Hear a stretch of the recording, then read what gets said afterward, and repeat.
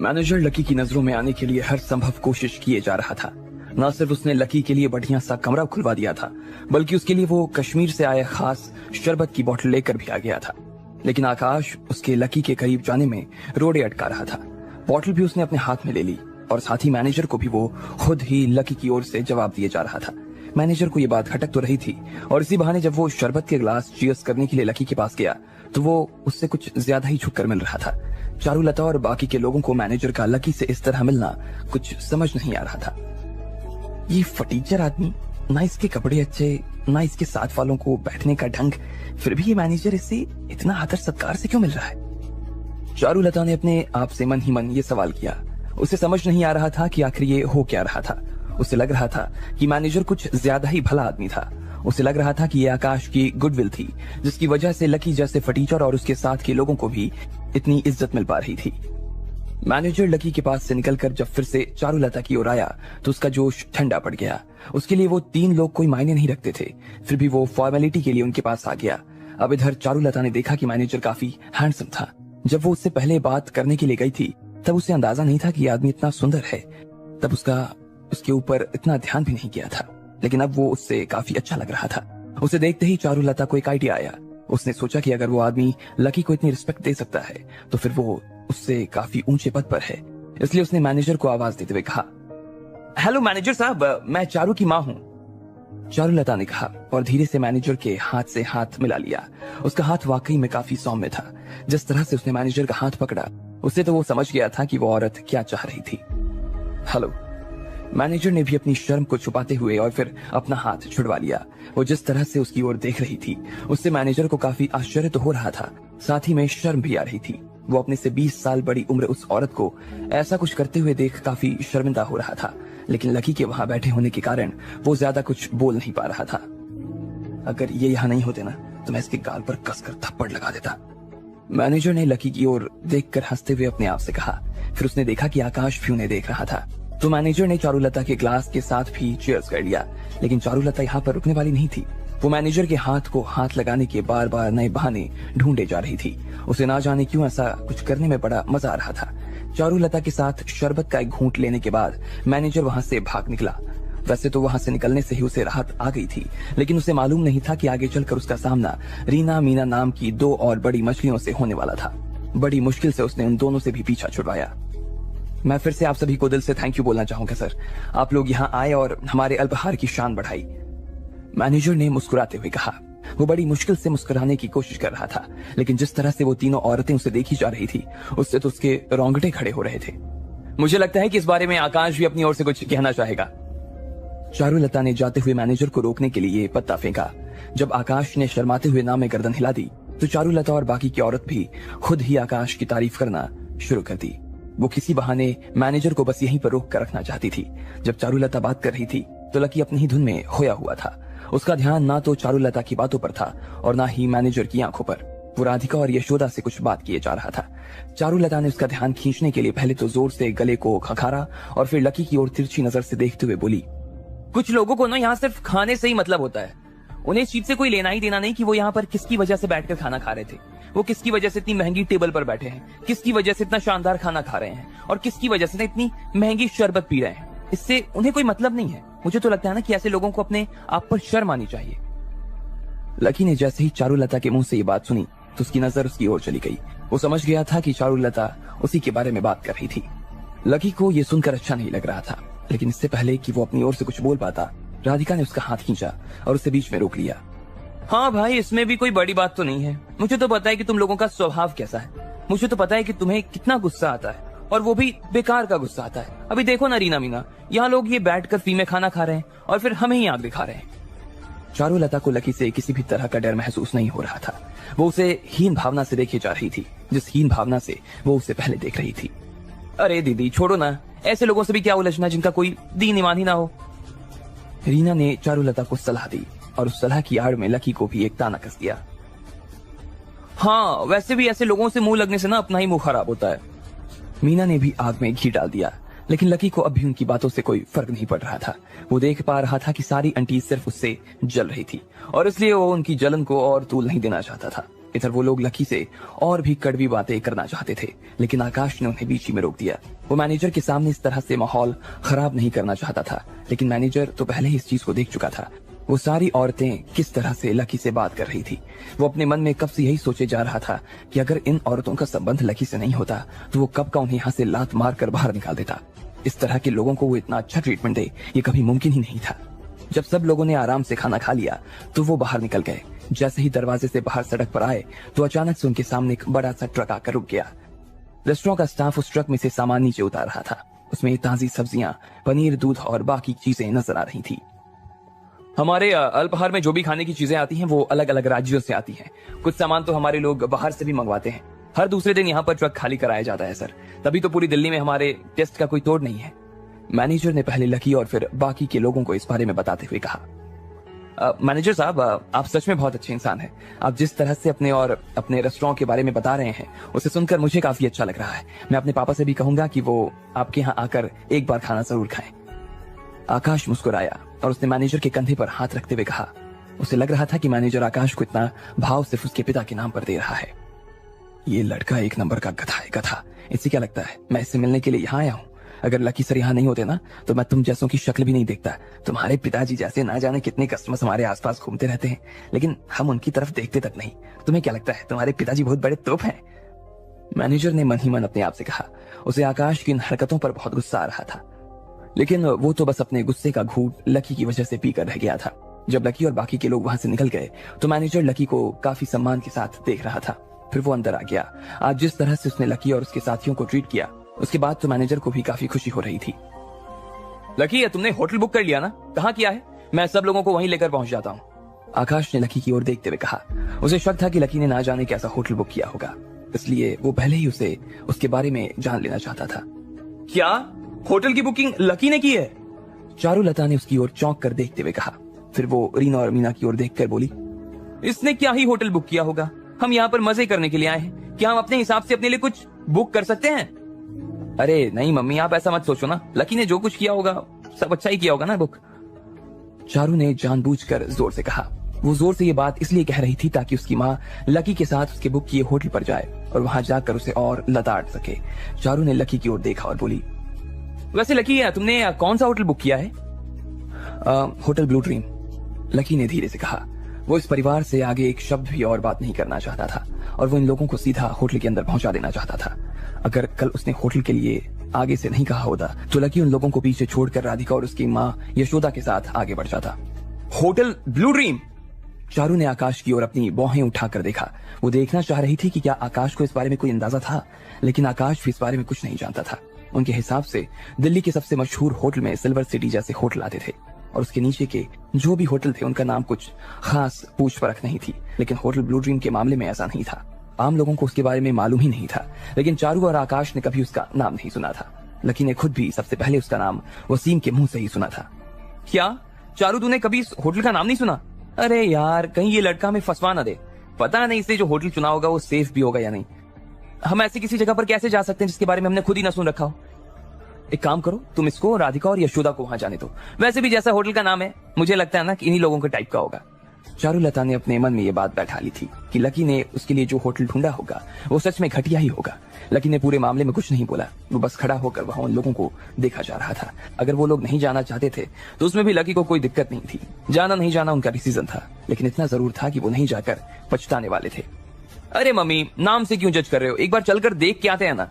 चारू ने अपनी माँ को मनाने की कोशिश करते हुए कहा और थोड़ी कोशिश करने के बाद उसकी माँ भी मान गई। उसने हाँ की और सिर्फ अपनी बेटी की वजह से उस होटल को देखने के लिए तैयार हो गई। वो लोग जिस तरह से अल्पाहार पर आए थे उसी तरह से होटल ब्लू ड्रीम के लिए भी निकल गए। आकाश की गाड़ी में उसका परिवार था और लकी अपने परिवार के साथ पीछे कैब से आ रहा था। लेकिन होटल पहुंचने से पहले चारुलता दिल्ली की शाम का एक चक्कर लगा लेना चाहती थी, इसलिए उसने आकाश से कहकर गाड़ी शहर की तरफ घुमा दी। आकाश भी दिल्ली की चौड़ी सड़कों पर आराम से गाड़ी चलाए जा रहा था। India Gate, Rajouri garden, Rajpath, Lal Qila, ये सब देखते हुए चारुलता और रीना मीना काफी खुश हो रहे थे। दिल्ली उनके गांव से कितनी बड़ी थी ये देखकर ही वो लोग काफी खुश हो गए थे।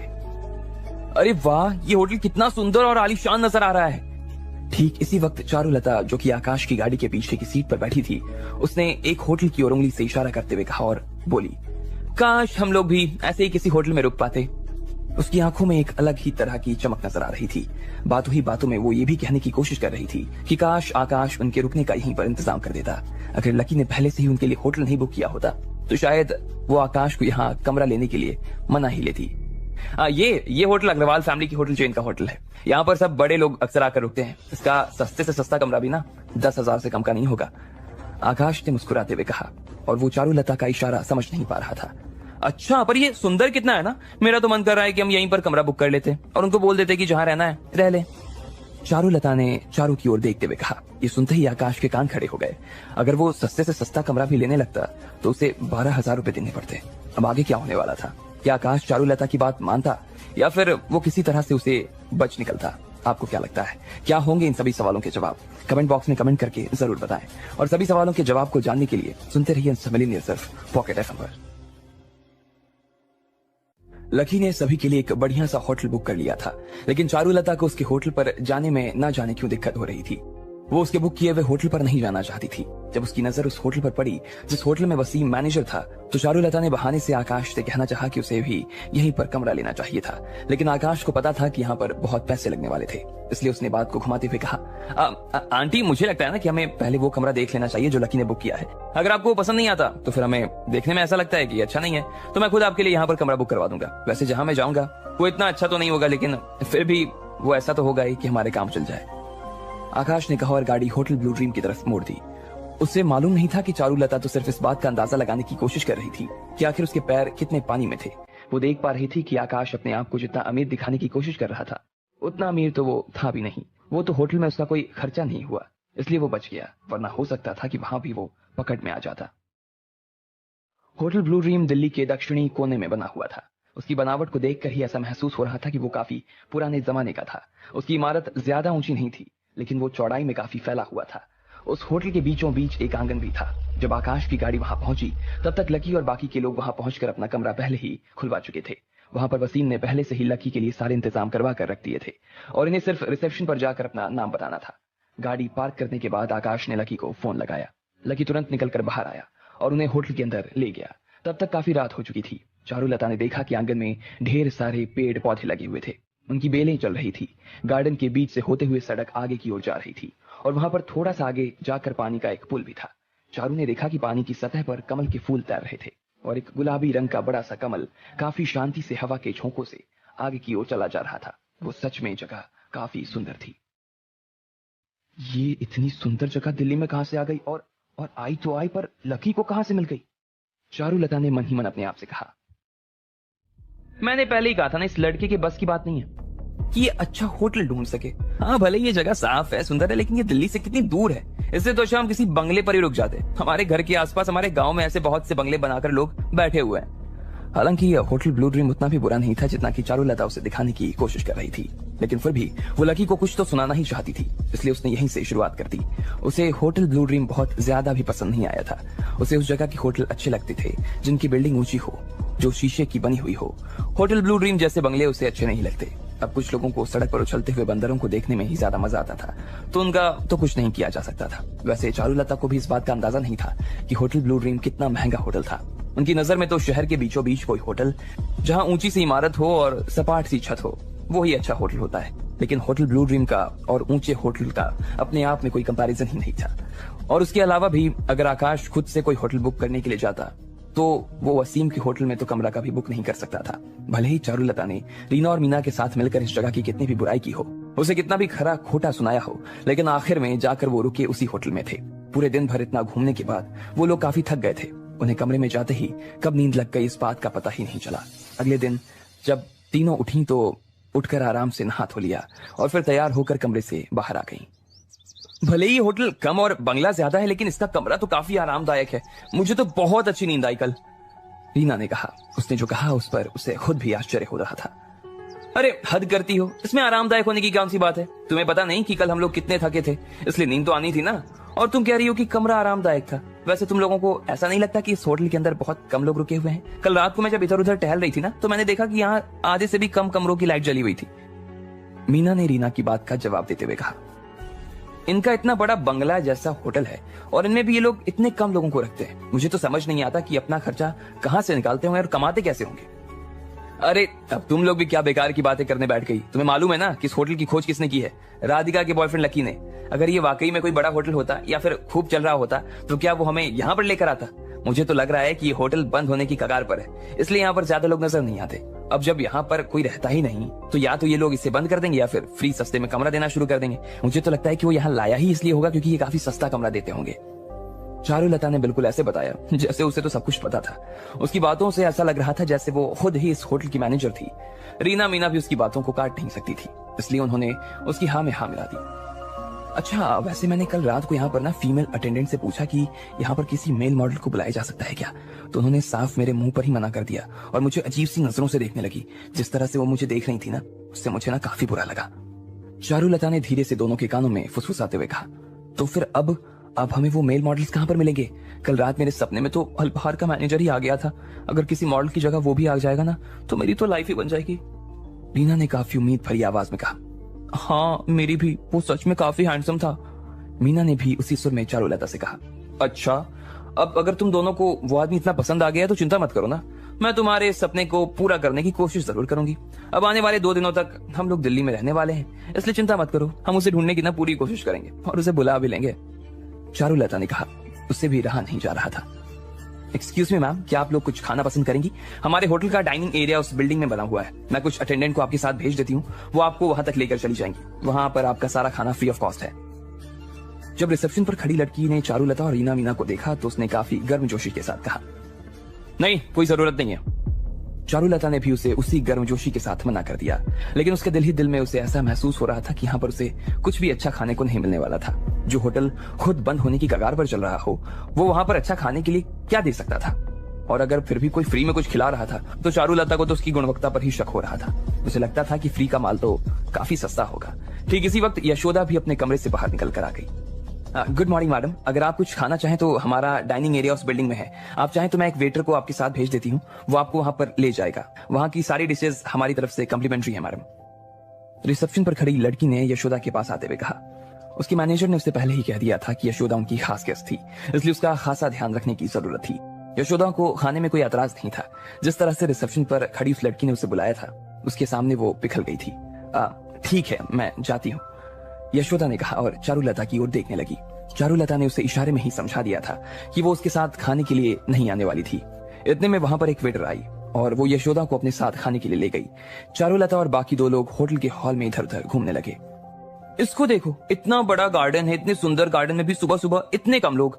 वॉक इतने कम की लोग क्यों कर रहे हैं? अगर ऐसा होटल बंद नहीं होगा तो और कौन होगा? यहाँ पर खाने पीने की चीजें फ्री मिल रही है ताकि यशोदा जैसे लोग आकर खा सके। चलो हम तो बाहर ही कुछ खाकर आते हैं। तुम्हें क्या लगता है ये लोग अंदर क्या खिला रहे होंगे, पोहे या फिर उपमा? चारुलता ने मजाक उड़ाते हुए कहा। रीना और मीना को उसकी बात पर हंसी आ गई। मैं तो सैंडविच जैसा कुछ खाना चाह रही हूँ, तुम दोनों क्या लोगी? हाँ वहीं चलकर देखते हैं क्या मिलता है। हाँ ये भी ठीक है, खाना पीना खत्म करके जरा शहर का एक चक्कर लगा कर आते हैं और देखते हैं हमें मेल मॉडल्स कहाँ पर मिल सकते हैं। मैं तुम दोनों को मजे करवाए बिना ना यहाँ से जाने नहीं दूंगी, चारुलता ने कहा और उसकी बातें सुनते ही रीना मीना को काफी जोर से हंसी आ गई। तीनों इसी तरह से हंसते हंसते चले जा रहे थे। तीनों होटल ब्लू रीम से बाहर निकल आए।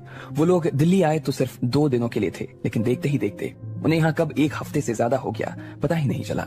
और इस 1 हफ्ते में चारुलता और रीना मीना ने एक बार भी होटल ब्लू ड्रीम के अंदर खाना नहीं खाया था। वो लोग हर दिन खाना खाने के लिए बाहर ही जाते थे और उन्होंने एक जगह ढूंढ भी ली थी जहां पर उन्हें मेल मॉडल्स भी मिल गए थे। उस जगह वो तीनों गए तो साथ थे, लेकिन उन्होंने वहां पर सिर्फ अपने लिए 2 मॉडल ही लिए थे। मजे करना अपनी जगह पर ठीक था, लेकिन चारुलता ये नहीं चाहती थी कि बेकार के खर्च की खबर उसके पति को लगे। वैसे भी उसने अभी 40,000 रुपए खर्च कर दिए थे। भले ही चारुलता के परिवार के पास पैसों की कोई कमी नहीं थी, लेकिन अगर वो इतना पैसा खर्च करती तो उसके पति को उसके ऊपर बेकार में शक होता। इसलिए वो बहुत ही फूंक फूंक कर अपने खाते के पैसों का इस्तेमाल कर रही थी। आज फिर से उन्हें यशोदा वही मेन हॉल में मिल गई थी। सिर्फ 1 हफ्ते के अंदर ही उन्हें ऐसा लगने लगा कि यशोदा की चमड़ी का रंग काफी हिल गया था और उसके शरीर की स्फूर्ति और ज्यादा बढ़ गई थी। तीनों लोग ने जब उसकी इस प्रगति को देखा तो वो काफी चौंक गई। क्या आप लोग मेरे साथ नाश्ते के लिए आ रहे हैं? वहां पर ना वो लोग बहुत अच्छा खाना खिलाते हैं। यशोदा ने उन सबको काफी उत्साह के साथ बुलाते हुए कहा। जी नहीं, आपका नाश्ता ना आपको भी मुबारक हो। वैसे भी घर पर तो तुम रोटी सब्जी खाती होगी, ऐसे में अगर तुम्हें कुछ अच्छा मिल रहा है तो एंजॉय करो। हम लोग तो बाहर ही जाकर खाना पसंद करेंगे, फ्री का खाना वैसे भी हमें पचता नहीं है। चारुलता ने यशोदा की ओर घिन भरी नजरों से देखा और फिर रीना मीना के साथ बाहर निकल आई। खाना खाने के बाद वो मॉल में इधर उधर घूमने लगी। जब दोपहर के 1 बज गए तो उनके पेट से आवाजें आनी शुरू हो गई। चलो इधर पास में ना एक अच्छा होटल है, वहां पर चलते हैं, चारुलता ने कहा। और जैसे ही वो वहां से निकलने वाले थे तभी अचानक पीछे से आवाज आई, चारुलता। जैसे ही चारुलता ने वो आवाज सुनी तो उसे वो आवाज काफी जानी पहचानी सी लगी। फिर उसने पीछे मुड़कर देखा तो पाया कि एक जानी पहचानी सी सूरत उसे थोड़ी ही दूरी पर खड़ी थी। चारुलता के पति की एक छोटी सी दवाई की कंपनी थी और किसी हॉस्पिटल के साथ डील सेट नहीं हो पा रहा था। इधर चारुलता के सामने जो औरत खड़ी थी वो उस हॉस्पिटल की मालकिन की पत्नी थी। अरे शोभा जी आप, चारुलता ने खुशी से चहकते हुए कहा। चारुलता को लगा कि उसका महीनों से अटका हुआ काम आज पूरा हो जाएगा। शोभा जी आप यहाँ क्या कर रही हो? मैंने नहीं सोचा था कि हम दोनों इस तरह दिल्ली में टकरा जाएंगे एक दूसरे से, चारुलता ने कहा। हाँ मैंने भी नहीं सोचा था। वैसे आप कहाँ जा रही थी? हम तो खाना खाने के लिए अल्पाहार जा रहे थे, हमें बहुत भूख लग रही थी। अगर आपने खाना नहीं खाया हो तो हमारे साथ आ सकती हैं आप, वहां पर खाना अच्छा है। नहीं वहां पर खाना काफी महंगा है, हम पास में चलें? शोभा जी ने कहा। अरे सस्ता महंगा क्या, आप भी, आज का खाना मेरी तरफ से, चलिए, चारुलता ने कहा। वो इस मौके को हाथ से जाने देना नहीं चाहती थी, इसलिए उसने सबसे महंगी जगह पर उसे ले जाकर खाना खिलाने का फैसला किया था। पर जब वो लोग वहां पहुंचे तो देखा वहां पहले से ही काफी भीड़ थी। अब आगे क्या होने वाला था? क्या चारुलता मैनेजर के पास फिर से सीट मांगने जाने वाली थी? और इस बार मैनेजर उनके साथ क्या करता? आपको क्या लगता है, क्या होंगे इन सभी सवालों के जवाब? कमेंट बॉक्स में कमेंट करके हमें जरूर बताएं। और सभी सवालों के जवाब को जानने के लिए सुनते रहिए इंस्टा मिलियनेयर सिर्फ पॉकेट एफएम पर।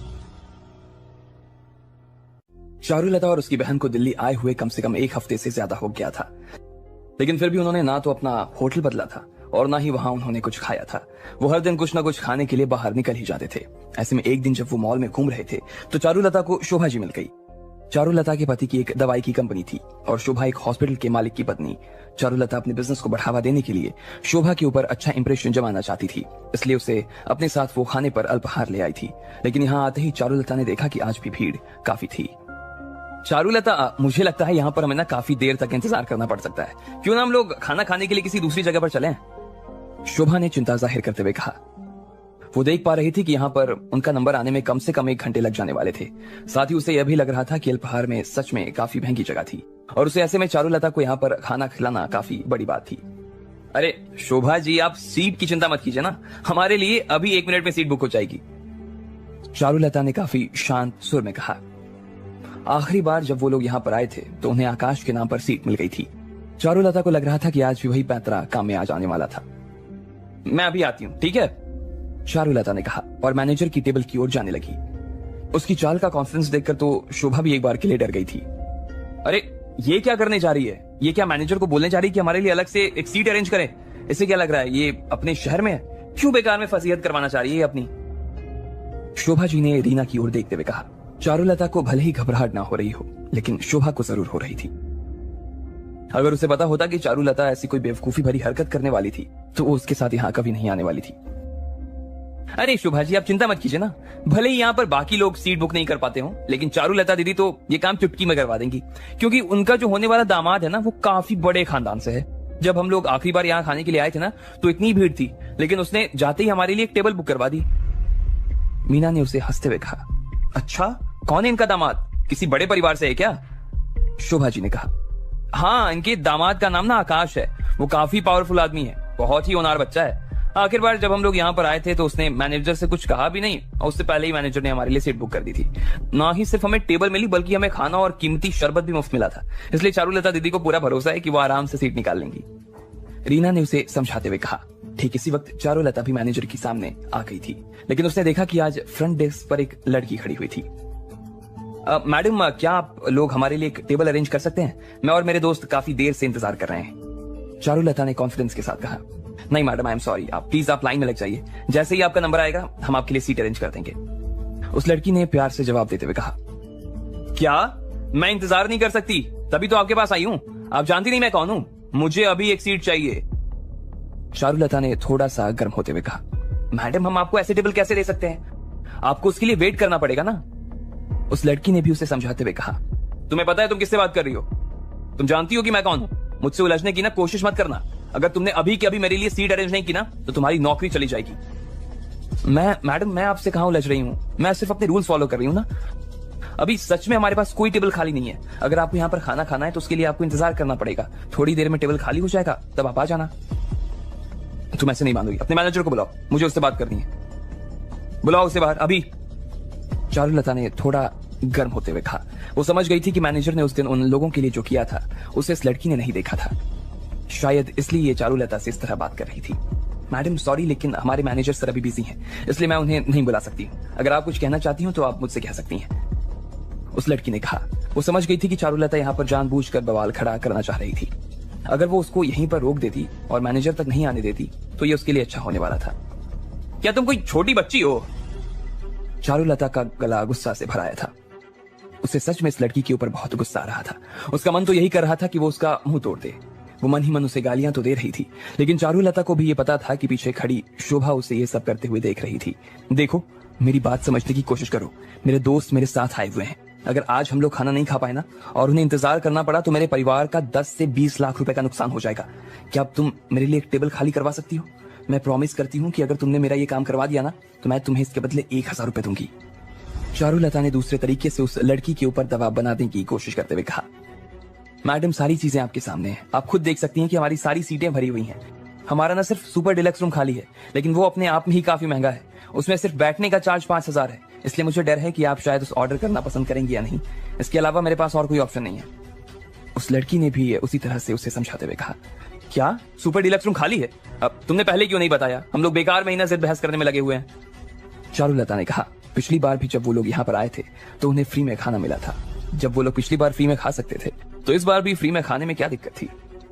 आप सच में सुपर डिलक्स रूम बुक करना चाहते हैं? उस लड़की ने जैसे उसे आगाह करते हुए पूछा। वो जानती थी कि वो कमरा सच में काफी महंगा था और भले ही चारुलता कितनी भी बड़ी बड़ी बातें कर रही थी, लेकिन उसकी शक्ल देखकर ऐसा तो नहीं लग रहा था कि वो सुपर डीलक्स रूम बुक कर सकती थी। अरे तुम सवाल क्या पूछ रही हो? तुम्हें क्या लगता है हमने पहले उसे बुक नहीं किया है या इससे पहले उसमें खाना नहीं खाया है? तुम्हें क्या लगता है हम उसे बुक करने के बाद उससे मुकर जाएंगे?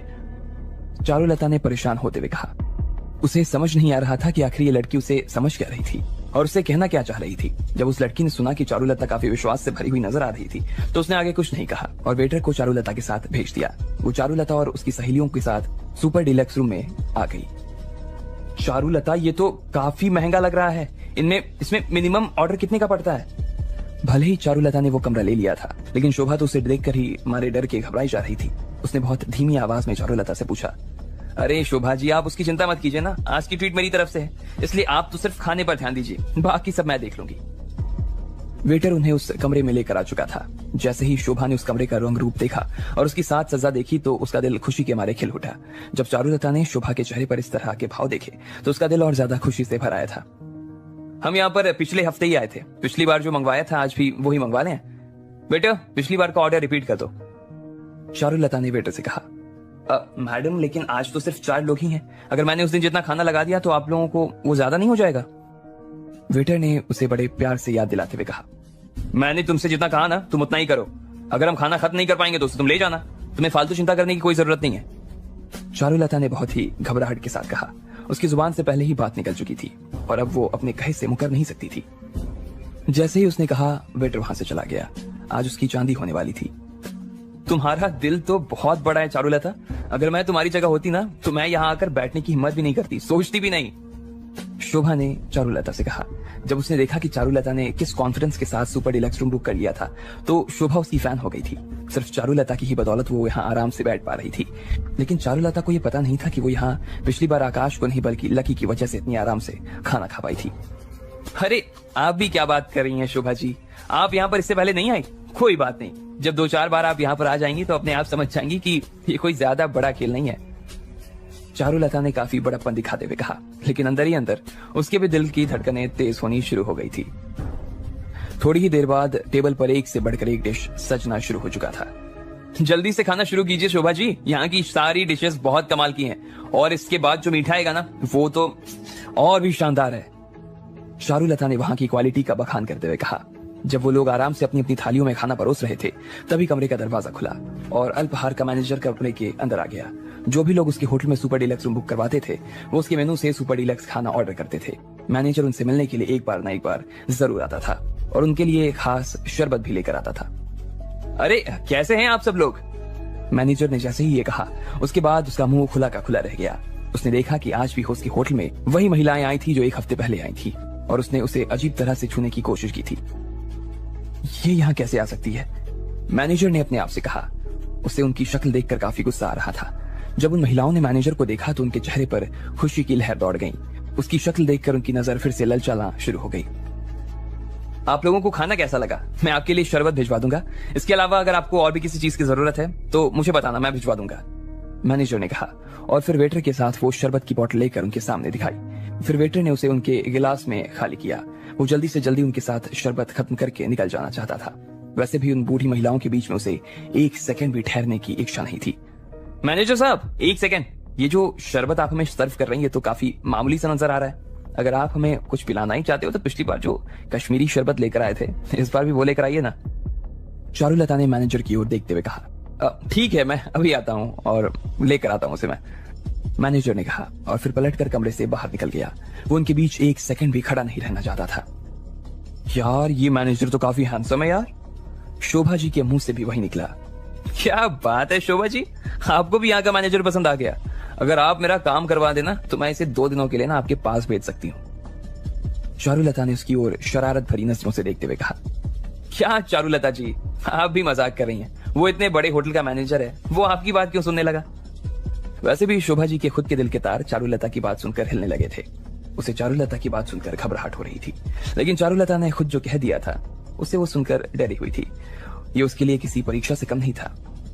आपको विश्वास नहीं हो रहा होगा ना, पर आप चिंता मत कीजिए, अभी थोड़ी देर में आपको पता चल जाएगा कि वो मेरी बात सुनता है या नहीं सुनता है, चारुलता ने गर्व के साथ कहा। तभी रीना ने उसके हाथ पर हाथ रखा और धीरे से उसके कानों में बोली, दीदी, अगर आप 2-3 दिन के लिए इस मैनेजर को इस औरत के साथ भेज दोगी तो फिर हमारी जो बात हुई है उसका क्या होगा? अरे अरे कोई बात नहीं, हम उससे 2 की जगह 4 दिन की बात कर लेंगे ना, चारुलता ने कुटिल मुस्कान के साथ कहा। इतने में वो मैनेजर अपने साथ उस दिन वाली शरबत की बोतल लेकर आ गया था। अब आगे क्या होने वाला था? क्या चारुलता मैनेजर के सामने अपना प्रस्ताव रखने वाली थी और क्या मैनेजर उस प्रस्ताव को स्वीकार कर लेता? आपको क्या लगता है, क्या होंगे इन सभी सवालों के जवाब? कमेंट बॉक्स में कमेंट करके हमें जरूर बताएं। और सभी सवालों के जवाब को जानने के लिए सुनते रहिए इंस्टा मिलियनेयर सिर्फ पॉकेट एफएम पर।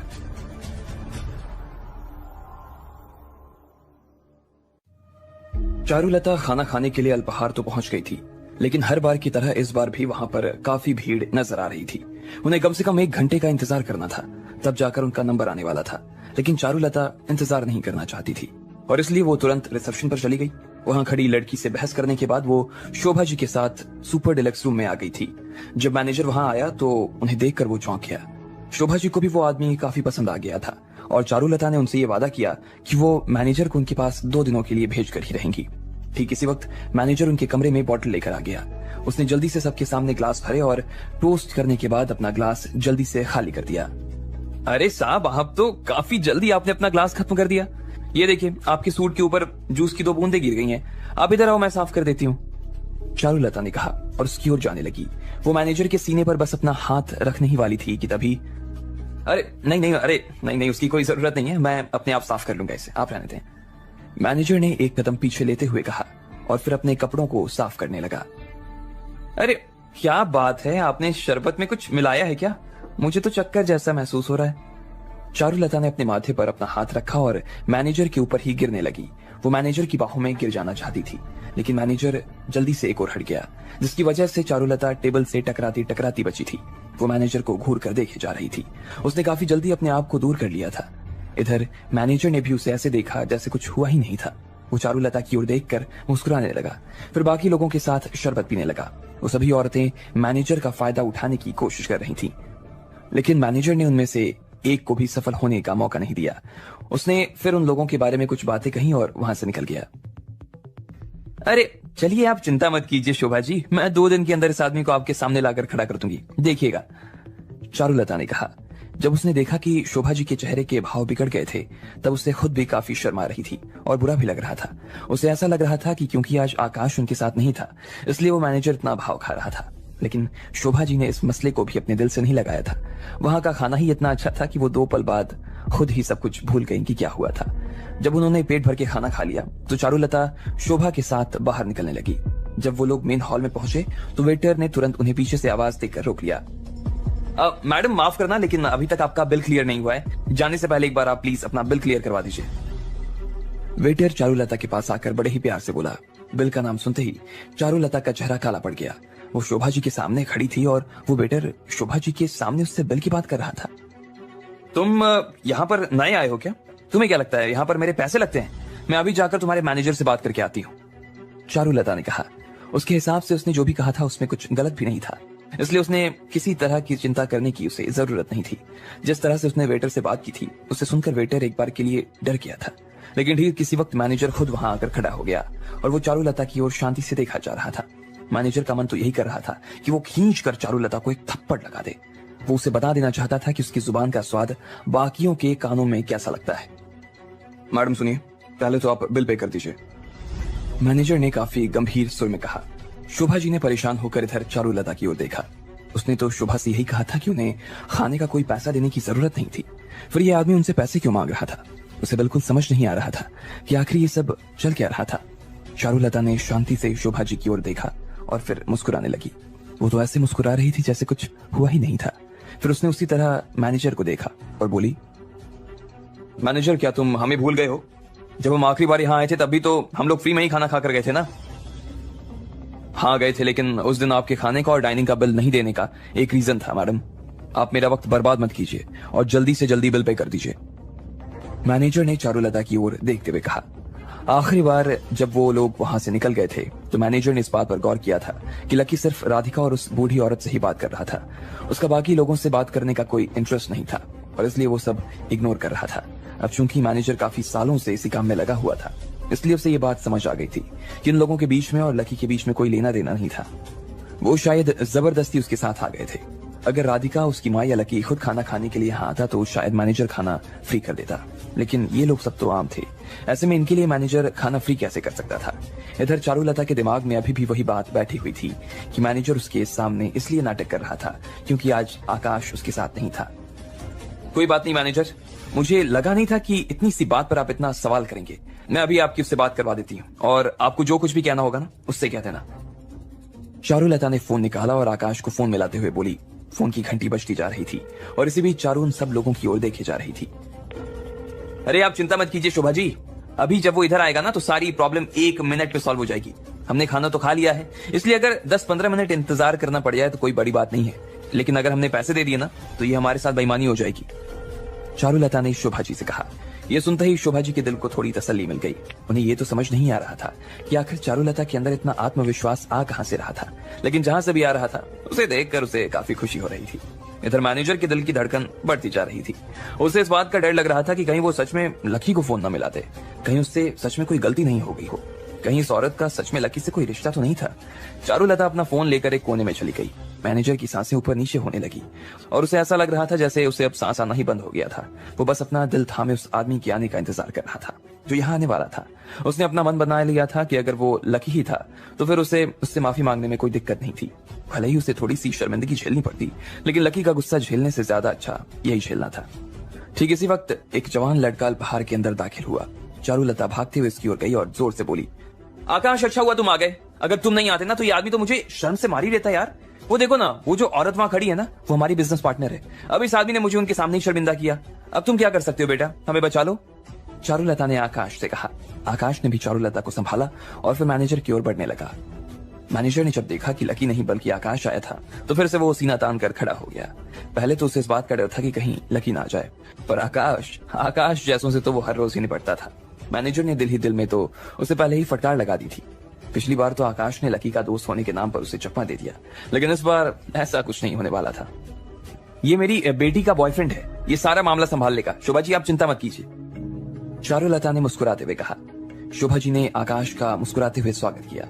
आकाश ने एक पल के लिए उन्हें देखा और फिर मैनेजर की ओर देखते हुए बोला, देखिए मैनेजर साहब, अब मैं आ गया हूं तो आप प्लीज इस मसले को भूल जाइए, प्लीज। आकाश ने मुस्कुराते हुए उससे कहा। उसे लगा था कि जैसे ही वो मैनेजर के सामने आ जाएगा मैनेजर की सारी अकड़ ठंडी हो जाएगी। अच्छा ठीक है, तुम आए हो तो तुम ही बिल पे कर दो, तुम बिल पे कर दोगे तो मैं सब कुछ भूल जाऊंगा, समझे? मैनेजर ने अपने दोनों हाथ अपने सीने के इर्द गिर्द बांधते हुए कहा। मैनेजर साहब आप मुझे जानते नहीं हो क्या? मैं आकाश, मेरे पापा की कंस्ट्रक्शन कंपनी है आकाश कंस्ट्रक्शन। आकाश ने उसे याद दिलाने की कोशिश करते हुए कहा। अच्छा हाँ अच्छा हुआ आपको याद आ गया, तो अब जो मिसअंडरस्टैंडिंग थी वो सॉल्व हो गई ना। थैंक यू मैनेजर साहब, मैं आपका ये एहसान ना जिंदगी भर याद रखूंगा और मैं आगे भी आपके यहाँ खाना खाने आता रहूंगा। चलो आंटी हम सब चलते हैं, आकाश ने कहा और चारुलता की ओर पलटकर वहां से निकलने लगा। जैसे ही आकाश चारुलता के साथ वो जाने लगा, वहां खड़े सभी लोग उसकी तारीफों में कशीदे कढ़े जा रहे थे। हर किसी को आकाश बहुत पसंद आ रहा था। 1 मिनट रुको, मैंने कब कहा कि तुम यहां से जा सकते हो? मैनेजर ने फिर से आकाश को रोकते हुए कहा। वो मन ही मन हंसे जा रहा था। नहीं, हम लोग चले जाएंगे, आपको बाहर तक छोड़ने की जरूरत नहीं है। आकाश ने फिर उसे मुस्कुराते हुए देखा और आगे जाने लगा। मैनेजर उसे जो कह रहा था शायद उसे वो सुनाई नहीं दे रहा था। मैनेजर को लगा कि आकाश बड़ा ही बदतमीज आदमी था, इसलिए एक बार वो आगे बढ़ा और फिर से उसकी कॉलर पकड़ ली। जैसे ही आकाश के कंधे पर मैनेजर का हाथ आया, उसे हल्का सा दर्द उठा। आउच! क्या कर रहे हैं आप यार? क्या कर रहे हैं मैनेजर साहब आप ये? तुम तब तक यहां से नहीं जा सकते जब तक तुम मेरे पैसे नहीं दे देते। अगर तुम इसी तरह मेरे साथ चालाकियां करते रहे ना, तो मैं पुलिस के हवाले कर दूंगा तुम्हें। मैनेजर ने उसे गुस्से में घूरते हुए कहा। मैनेजर साहब, आप शायद मुझे गलत समझ रहे हैं। मेरा नाम आकाश है और आप मुझसे पैसे मांग रहे हो। आकाश ने फिर से हैरान होते हुए पूछा। देख, मुझे कोई मतलब नहीं है कि तुम कौन हो और कौन नहीं हो। अगर तुमने मेरे पैसे नहीं दिए ना, तो मैं तुम्हें पुलिस के हवाले कर दूंगा। ये बात बिल्कुल साफ है। मैनेजर ने चारुलता की ओर देखा और फिर बाकी लोगों की ओर गुस्से से देखने लगा। वो लोग जितना उस मैनेजर को इंतजार करवा रहे थे, उतना ही ज्यादा उसे गुस्सा आ रहा था। तुम बताओ कि मेरे पैसे देने वाले हो या फिर नहीं? तुम मेरा पैसा नहीं देना चाहते हो ना? मैनेजर ने पूछा। उन लोगों के हाल देखकर तो ऐसा लग रहा था जैसे वो लोग पैसा नहीं देना चाहते थे। मैनेजर को इस बात पर बहुत गुस्सा आ रहा था और उसने तुरंत अपनी जेब से फोन निकालकर 110 पर फोन घुमा दिया। इधर आकाश को समझ नहीं आ रहा था कि वो अब क्या करे। उसने देखा कि चारुलता और बाकी के लोगों के भी रंग उड़े हुए थे। शोभा जी, जो कि इन लोगों से दूर एक कोने में खड़ी थी, वो खुद भी काफी गुस्से में थी। इतने बड़े होटल के अंदर इतनी फजीहत कराने के बाद उसको जरा भी अच्छा नहीं लग रहा था और वो यहाँ 1 मिनट नहीं रुकना चाहती थी। अरे अरे अरे, आप पुलिस को मत बुलाइए, मैं आपके पैसे देने के लिए तैयार हूं, रुक जाइए। आकाश ने मैनेजर की ओर देखते हुए कहा। उसे अभी भी समझ नहीं आ रहा था कि मैनेजर उसके साथ ऐसा क्यों कर रहा था। वो इतना कैसे बदल गया, इस बात का किसी को अंदाजा नहीं था। अब वो सिर्फ अपनी जान बचाने के लिए पैसे दे रहा था। चलो अच्छा है, कोई तो तुम में से पैसे देने के लिए राजी हुआ। अब तुम लोगों का टोटल हुआ 21,000 रुपए। निकालो। 21,000 रुपए? आकाश के तो चेहरे का रंग ही उड़ गया था। उसे ऐसा लग रहा था कि उसका दिल उसके सीने से निकलकर बाहर आने लगा था। उसने तुरंत बिल की ओर देखा। वो बिल काफी डिटेल में बना हुआ था। उसमें एक जूस की बोतल ही 4,000 रुपए की थी, इसलिए उसके 21,000 रुपए लगना वाजिब था। आकाश ने गुस्से में चारुलता और बाकी लोगों की ओर देखने लगा। वो अपने दिल ही दिल उन्हें बस गालियां दिए जा रहा था। उसका मन तो कर रहा था कि अभी धरती फटे और वो लोग सब इसमें समा जाए। जब चारुलता ने 21,000 रुपए के बिल के बारे में सुना तो उसके तो कान खड़े हो गए। एक बार के लिए उसकी नजर शोभा जी के ऊपर गई। वो गुस्से से चारुलता की ओर देखे जा रही थी। चारुलता ने भी खिसिया कर मुस्कुराते हुए कहा, अरे कोई बात नहीं है शोभा जी, आप चिंता मत कीजिए, मैं हूं ना, मैं कर रही हूं ना पेमेंट। फिर उसने घूमकर आकाश की ओर देखा। वो उसकी आंखों ही आंखों में पूछ रही थी कि बिल पूरा हो पाएगा या नहीं। अब आकाश उसे क्या जवाब देने वाला था? क्या वो 21,000 रुपए भर पाता या वो अपनी होने वाली सास को मना कर देता? आपको क्या लगता है, क्या होंगे इन सभी सवालों के जवाब? कमेंट बॉक्स में कमेंट करके हमें जरूर बताएं और सभी सवालों के जवाब को जानने के लिए सुनते रहिए इंस्टा मिलेनियल सिर्फ पॉकेट एफएम पर। चारुलता ने अपने बचाव के लिए आकाश को अल्पाहार में बुला तो लिया था, लेकिन उसे इस बात का अंदाजा नहीं था कि मैनेजर के सामने आकाश की दाल भी नहीं गलने वाली थी। जैसे ही आकाश उसे अपनी पहचान बताकर वहां से निकलने की सोचने वाला था, उसी वक्त मैनेजर ने उसे रोक लिया और उसके हाथ में 21,000 रुपए का बिल थमा दिया। इतना महंगा बिल देखकर बाकी सब लोगों का दिमाग तो चकरा गया था और आकाश को तो इस बात का अंदाजा भी नहीं था कि बिना खाए पिए ही ये बिल उसके नाम पर फटने वाला था। जैसे ही चारुलता ने उसकी ओर चंचल नजरों से देखा, आकाश के अंदर का तो ज्वालामुखी ही फट पड़ा। उसे गुस्सा तो बहुत आ रहा था, लेकिन वो गुस्सा कर नहीं सकता था। वो चारुलता को बस देखे जा रहा था और उसका मन तो यही कर रहा था कि वो उसे बढ़िया सी डांट लगाए, लेकिन चारुलता आखिर चारू की माँ थी और उसकी होने वाली सास भी, इसलिए वो ऐसा कुछ भी नहीं कर सकता था।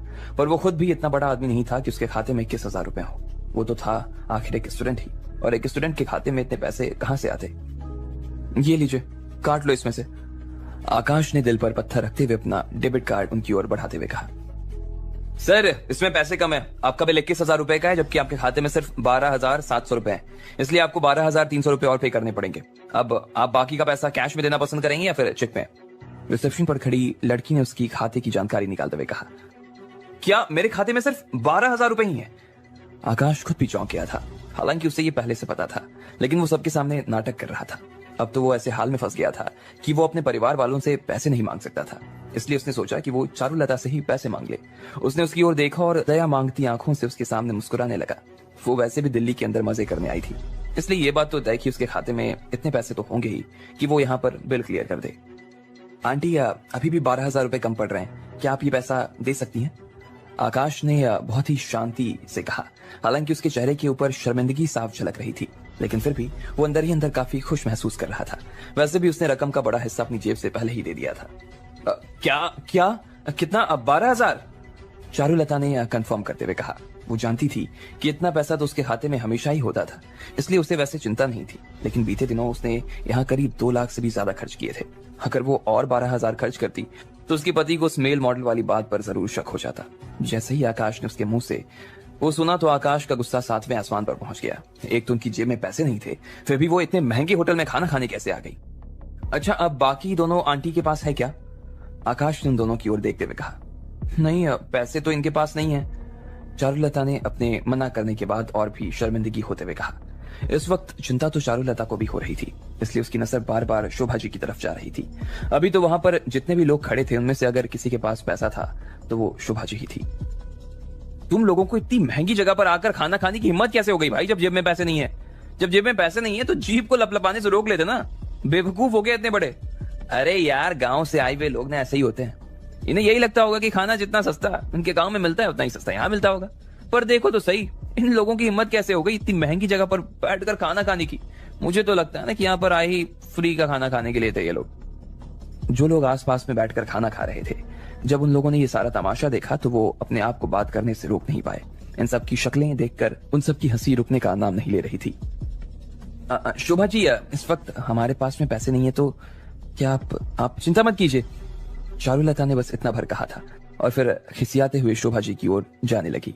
जब शोभा जी ने सुना कि चारुलता उनसे सच में पैसे के बारे में बात कर रही थी तो उनका भी गुस्सा हिमालय की चोटी पर पहुंच गया।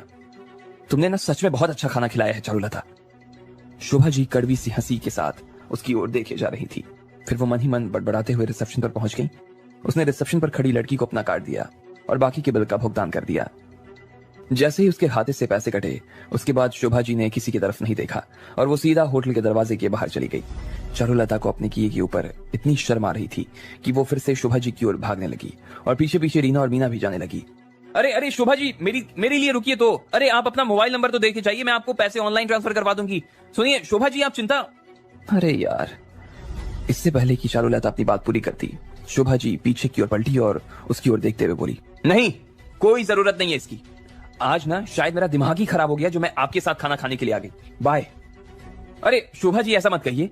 आज जो कुछ हुआ वो बस गलती से हो गया, वो सिर्फ एक एक्सीडेंट था। शोभा जी, मैं आपसे किसी दिन मिलूंगी, हमारी बिजनेस डील वाली बात अधूरी रह गई है। चारुलता ने उसे याद दिलाते हुए कहा। उसे इस बात का डर लग रहा था कि कहीं इन सब चक्करों में उनकी बिजनेस डील ना उलझ जाए। Business deal?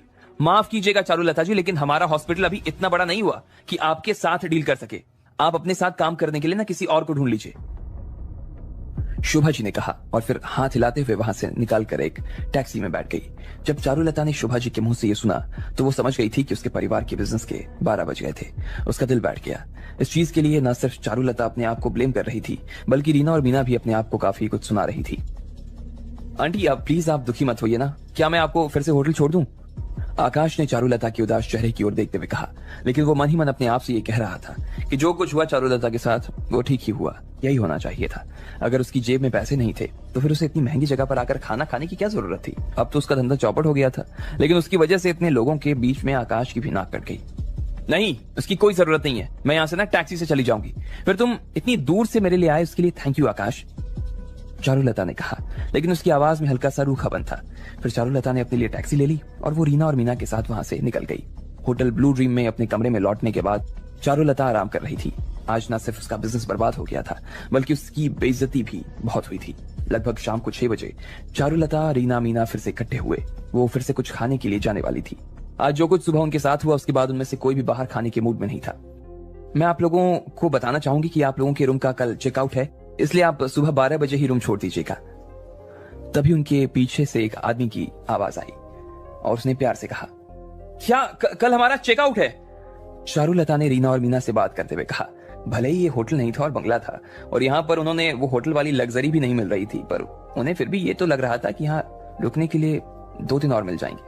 हमें एक और नया कमरा चाहिए या फिर आप लोग हमारा चेकआउट आगे बढ़वा दो, चारुलता ने कहा।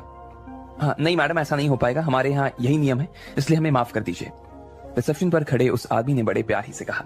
वो लोग स्टेट हाउस में थे, जिसे कि कोई दूसरी अथॉरिटी चला रही थी। उनका ये सख्त नियम था कि वो लोग किसी भी गेस्ट के कमरे की आगे बढ़ाने की रिक्वेस्ट को एक्सेप्ट नहीं कर सकते थे, एक दिन के लिए भी नहीं। क्या मैं कमरा आगे नहीं बढ़वा सकती? क्या मैंने यही सुना? तुम्हारे होटल के अंदर और कमरे नहीं है? मैं कमरा आगे क्यों नहीं बढ़ा सकती हूँ, ये बताओ मुझे। चारुलता ने चौंकते हुए कहा, मुझे माफ कर दीजिए मैडम, लेकिन अगर आप अपने लिए कमरा आगे बढ़वाना चाहती हैं तो उसके लिए आपको लकी सर और राधिका मैडम से बुलवाना पड़ेगा कि वो आपके लिए एक कमरा बुक कर दें। इस होटल का यही नियम है मैडम, इसके अलावा मेरे पास और कोई चॉइस नहीं है। रिसेप्शन पर खड़े उस आदमी ने कहा। जिस तरह का होटल ब्लू ड्रीम था और जिस तरह से वहां के नियम थे, ऐसे में तो वो लोग गेस्ट को भी इतनी बात पर बताया नहीं करते थे। क्या हमें लकी से बुलवाना पड़ेगा? चारुलता ने चौंकते हुए उस आदमी से पूछा। वो किसी भी हाल में लकी के सामने नहीं झुकना चाहती थी। उस होटल के नियम उसे काफी अजीब लग रहे थे, इसलिए वो सोच रही थी कि ये होटल जल्द ही बंद होने वाला था। ऐसी जगह पर वैसे भी कोई रुकना पसंद नहीं करने वाला था।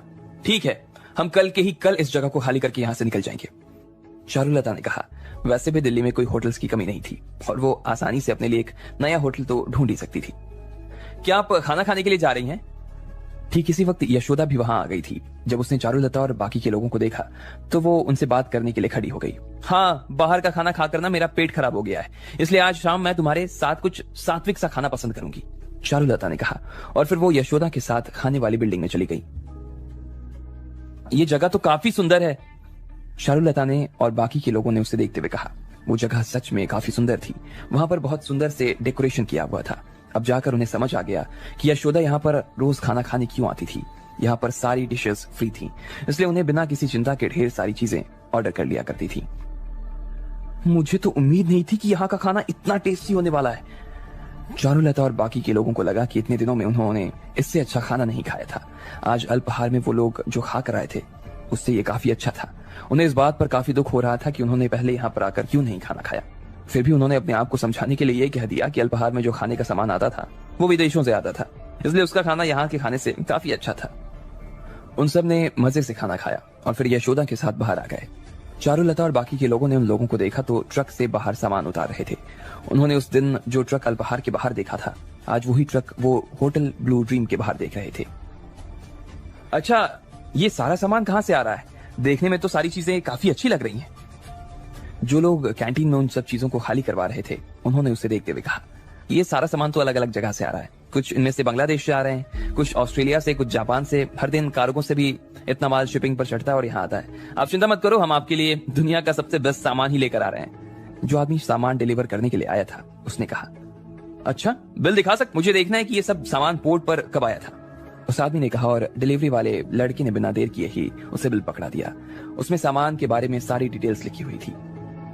क्या आप लोगों को हमारे ऊपर विश्वास नहीं हो रहा?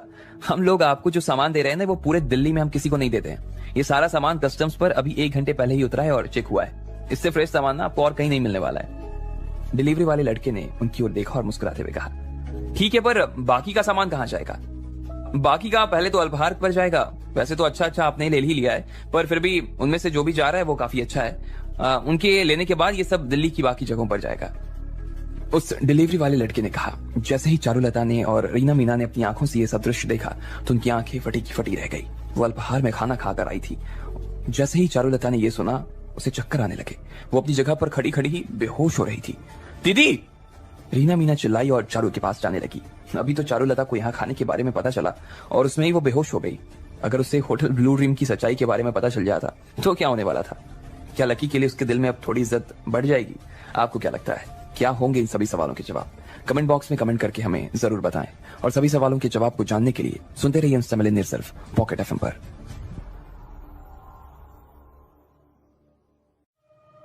रिसेप्शन पर खड़े लड़के ने चारुलता से तो कह दिया था कि आज उनकी इस होटल के अंदर आखिरी रात थी और कल उन्हें इस होटल को खाली करना था।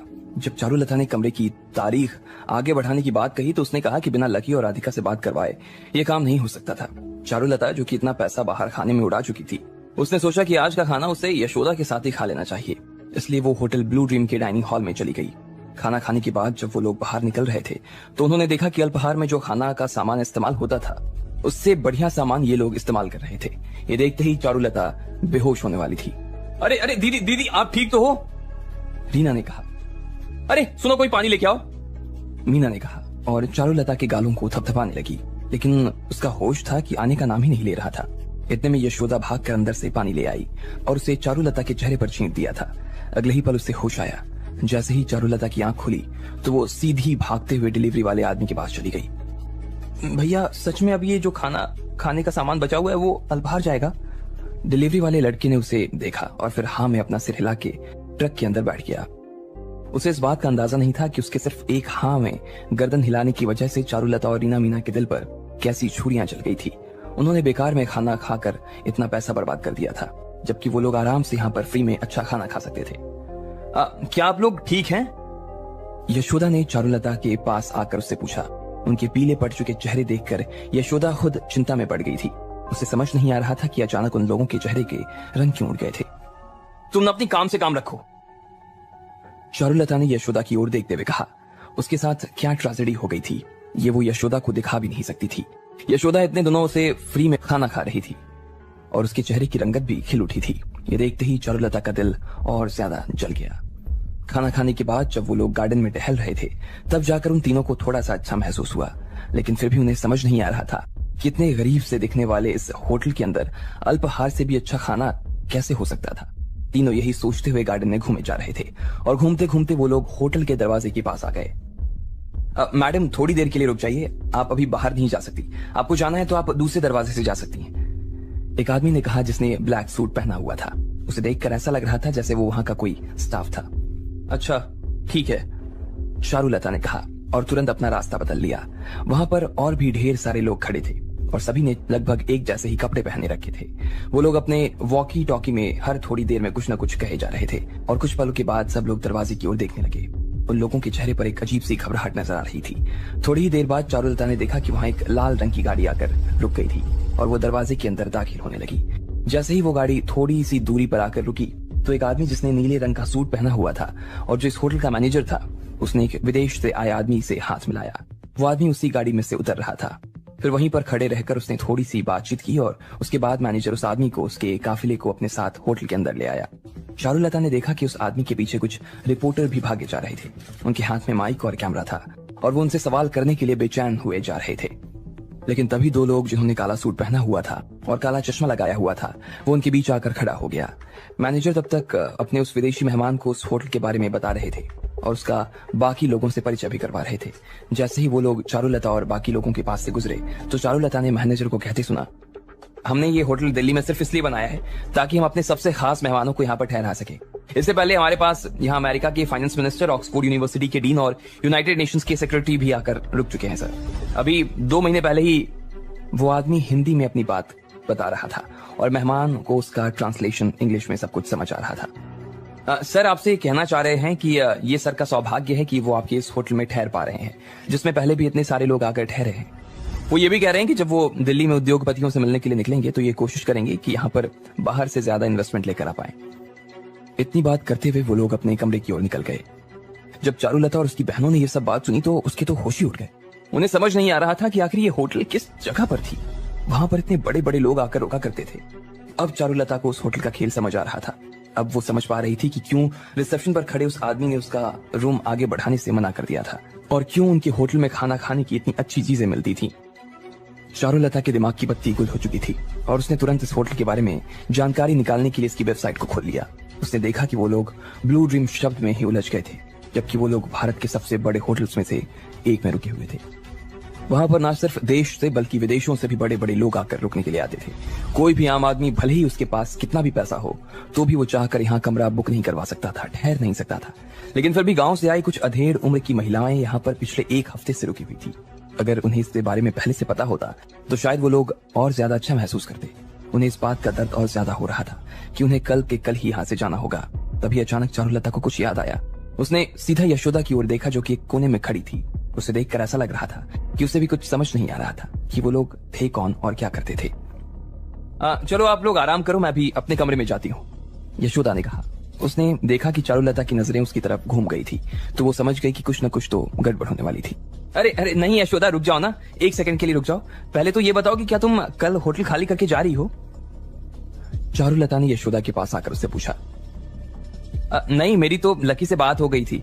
उसने यहाँ मेरे रुकने का इंतजाम और थोड़ा आगे बढ़ा दिया है तो मैं अब थोड़े दिन और रुक सकती हूँ यहाँ पे, यशोदा ने धीरे से कहा। उसे लग रहा था कि चारुलता और बाकी लोग भूखे भेड़िए की तरह उसे देख रहे थे और वो किसी भी पल उसका शिकार कर सकते थे। उनकी आंखें मारे भूख के लाल हो गई थी और वो यशोदा को किसी भी वक्त जिंदा खा सकते थे। यशोदा बहन, आप अपने होने वाले दामाद से बोलो ना कि हमारा भी यहाँ पर रुकने का इंतजाम थोड़ा दिन और आगे बढ़ा दे। हम लोग भी यहाँ पर आपके साथ थोड़े दिन और रहना चाहते हैं। हम लोग भी आपके साथ यहाँ पर थोड़े दिन अच्छा और खाना चाहते हैं। चारुलता ने तो अपने बात करने का तरीका ही बिल्कुल बदल दिया था। उसे सुनकर ऐसा लग रहा था कि चारुलता यशोदा से नहीं बल्कि यशोदा चारुलता से बात कर रही थी। उससे इतना कुछ कह देने के बाद ये तो तय था कि वो सीधा लकी के पास नहीं जा सकती थी। इसलिए उसने सोचा कि क्यों ना चारुलता को सीढ़ी बनाकर लकी के पास पहुंच जाए। हाँ यशोदा दीदी, आप अपने दामाद से जरा इस बारे में बात करो ना। कितना अच्छा रहेगा जब हम सारी बहनें साथ में खाएंगी। और वैसे भी हमने आपकी प्लेन की टिकट बुक करवाने में आपकी मदद की थी ना, तो अभी कमरे के दिन आगे बढ़वाने में हमारी मदद कर दीजिए ना। अरे मदद की थी का क्या मतलब होता है रीना? हम वो लोग थोड़ी हैं जो सिर्फ एक बार में ही मदद करके रह जाएंगे। हम तो जाने में भी प्लेन का टिकट दिलवाने में इनकी मदद करेंगे। बस आप अपने दामाद लकी से बात करके ना हमारे यहाँ एक कमरा दिलवा दीजिए ना प्लीज दीदी। मीना ने भी उसे मक्खन लगाने में कोई कसर नहीं छोड़ी थी। वो तीनों यहाँ थोड़े दिन और रुकना चाहती थी ताकि वो ये देख सके कि यहाँ पर और कौन कौन बड़ा आदमी आने वाला था। अगर वो सभी 2-4 और बड़े आदमी को देख लेती तो वो अपने गांव में जाकर उनके बारे में बड़ी बड़ी ढींगे हाँकती। ढींगे हाँकने से ही तो लोग उनकी पूछ परखते थे। ठीक है, मैं लकी से इस बारे में बात करती हूँ, यशोदा ने कहा। उसके हिसाब से इसमें कोई बड़ी बात नहीं थी और उसे उनके डींगों में भी कोई दिलचस्पी नहीं थी। इसलिए उसने लकी से बात करने के लिए हाँ कर दी और फिर अपने पर्स में से अपना फोन निकाल लिया।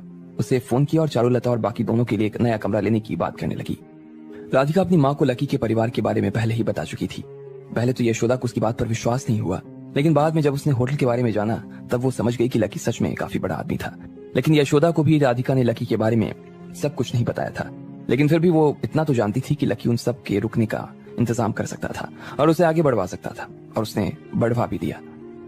ठीक है मम्मी, मैं देखता हूँ, हो जाएगा, मैं बात कर लूंगा, उधर से लकी ने कहा।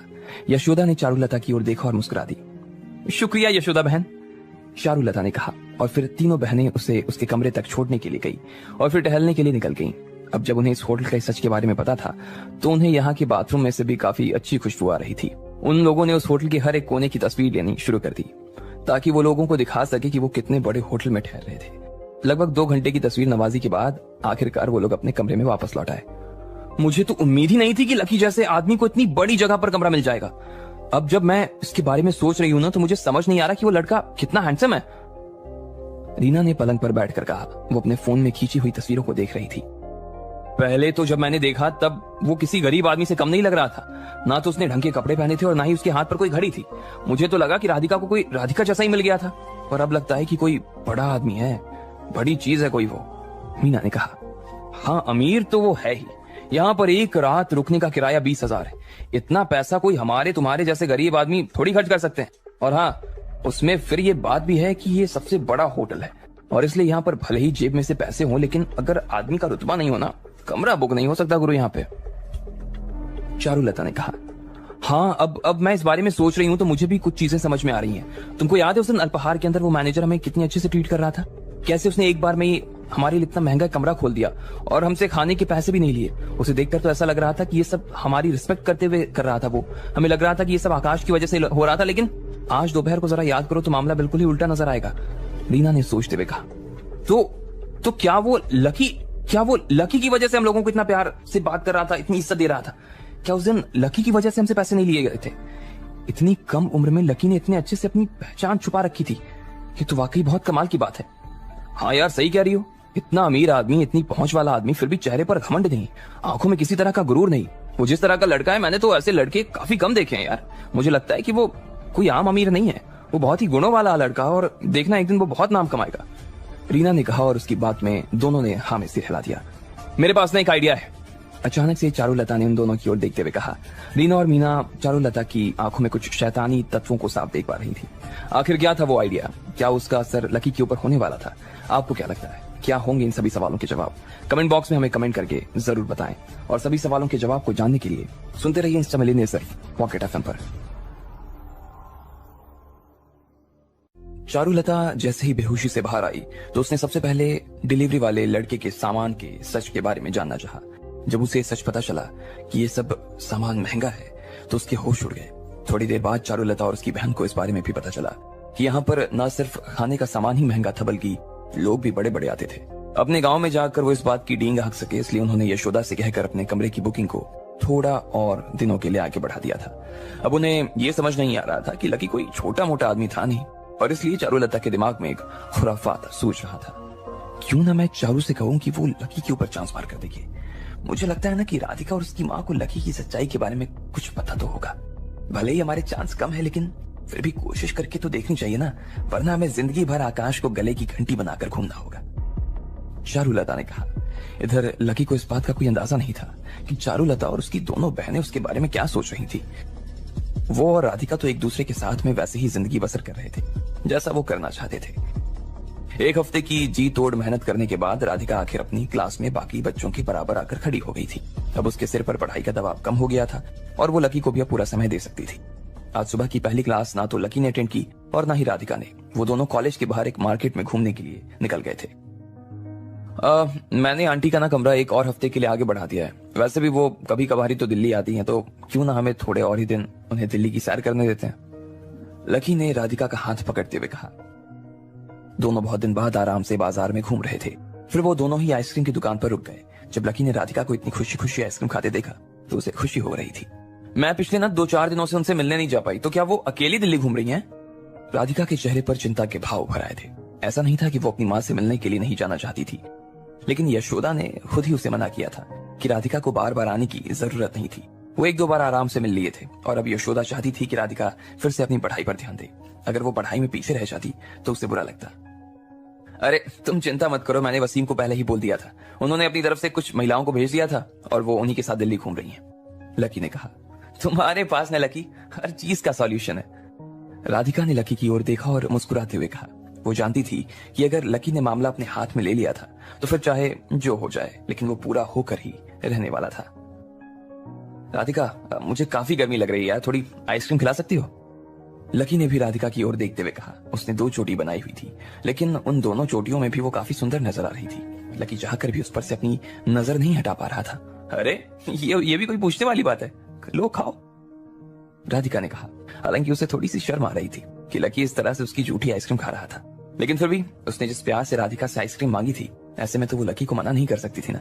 लकी ने अपना मुंह खोला और अगले ही पल राधिका के चेहरे पर पसरी हुई मुस्कान गुस्से में बदल गई। लकी ने सिर्फ थोड़ी सी आइसक्रीम मांगी थी, लेकिन उसने तो उसी बहाने पूरी आइसक्रीम खा ली। उसने राधिका के हाथ में सिर्फ डंडा छोड़ दिया। लकी ने शरारत भरी मुस्कान से राधिका की ओर देखा और आइसक्रीम चबाने लगा। लकी, राधिका ने जोर से गुस्से में चिल्लाते हुए कहा। फिर उसने अपने हाथ से लकी का कान पकड़ लिया और बोली, अभी की अभी मेरी आइसक्रीम अपने मुंह से निकालो। तुमने मुझसे झूठ बोला, तुमने मुझसे सिर्फ थोड़ी सी मांगी और तुम पूरी की पूरी खा गए। वापस करो मेरी आइसक्रीम, चलो दो, राधिका ने कहा और लकी का कान खींच दिया। अरे राधिका, क्या कर रही हो? मेरा कान बाहर आ जाएगा राधिका, लकी ने उसकी उंगलियों से अपने कान को छुड़वाने की कोशिश करते हुए कहा। थोड़ी देर की जद्दोजहद के बाद आखिरकार राधिका ने उसका कान छोड़ दिया था। अरे मैंने तो बाबा सिर्फ उतनी ही खाई जितना मेरे मुंह में आ पाई, और तुमने खुद ही तो मुझे आइसक्रीम खाने के लिए दी थी ना। तुम पहले ही बोल देती तो मैं शायद पूरा नहीं खाता, समझी? लकी ने बच्चों की तरह सफाई देते हुए कहा और फिर अपने कान खुजाने लगा। लकी, तुम ना बहुत बदमाश हो रहे हो, बहुत बदमाश हो गए हो तुम, राधिका ने लकी की ओर गुस्से से देखते हुए कहा। लकी ने उसके बाद तुरंत अपनी गलती मानी और फिर राधिका को गले लगाते हुए बोला, चलो मैं तुम्हें 2 और दिला देता हूँ, नहीं 3, नहीं चलो 4 में तो तुम्हारा पेट भरेगा नहीं। राधिका, तुम कितनी लालची हो यार, लकी ने मजाक में कहा और राधिका के पेट में गुदगुदी करने लगा। राधिका को भी उसकी बात सुनने में और इतने दिनों बाद उसके साथ इस तरह मस्ती करने में काफी मजा आ रहा था। लकी ने फिर से उसे गले लगा लिया। राधिका का वजन ज्यादा नहीं था, इसलिए लकी ने उसे अपनी बाहों में उठा भी लिया था। उसने देखा कि राधिका इस वक्त उसे नहीं बल्कि किसी और को देख रही थी। उसकी आंखें लकी के चेहरे के पीछे कहीं टिकी हुई थी। लकी ने राधिका को नीचे उतारा और फिर पीछे मुड़कर देखा। उसने देखा कि एक छोटे बालों वाली सुंदर सी लड़की उन दोनों की ओर लगातार देखी जा रही थी, लेकिन जैसे ही लकी की नजर उस लड़की पर पड़ी वो घबरा गया और उसने तुरंत किसी दूसरे जगह पर देखना शुरू कर दिया। इधर लकी ने जब घूमकर फिर से राधिका का चेहरा देखा तो पाया कि उसकी नजरों में शक भरा हुआ था और आंखों ही आंखों में कुछ शिकायत कर रही थी। वो उस छोटे बालों वाली सुंदर सी लड़की ने फिर से लकी की तरफ देखना शुरू किया। वो उन दोनों को बड़े ध्यान से देखी जा रही थी। लकी, ये कौन है? राधिका की आवाज में उसकी जलन साफ सुनाई दे रही थी।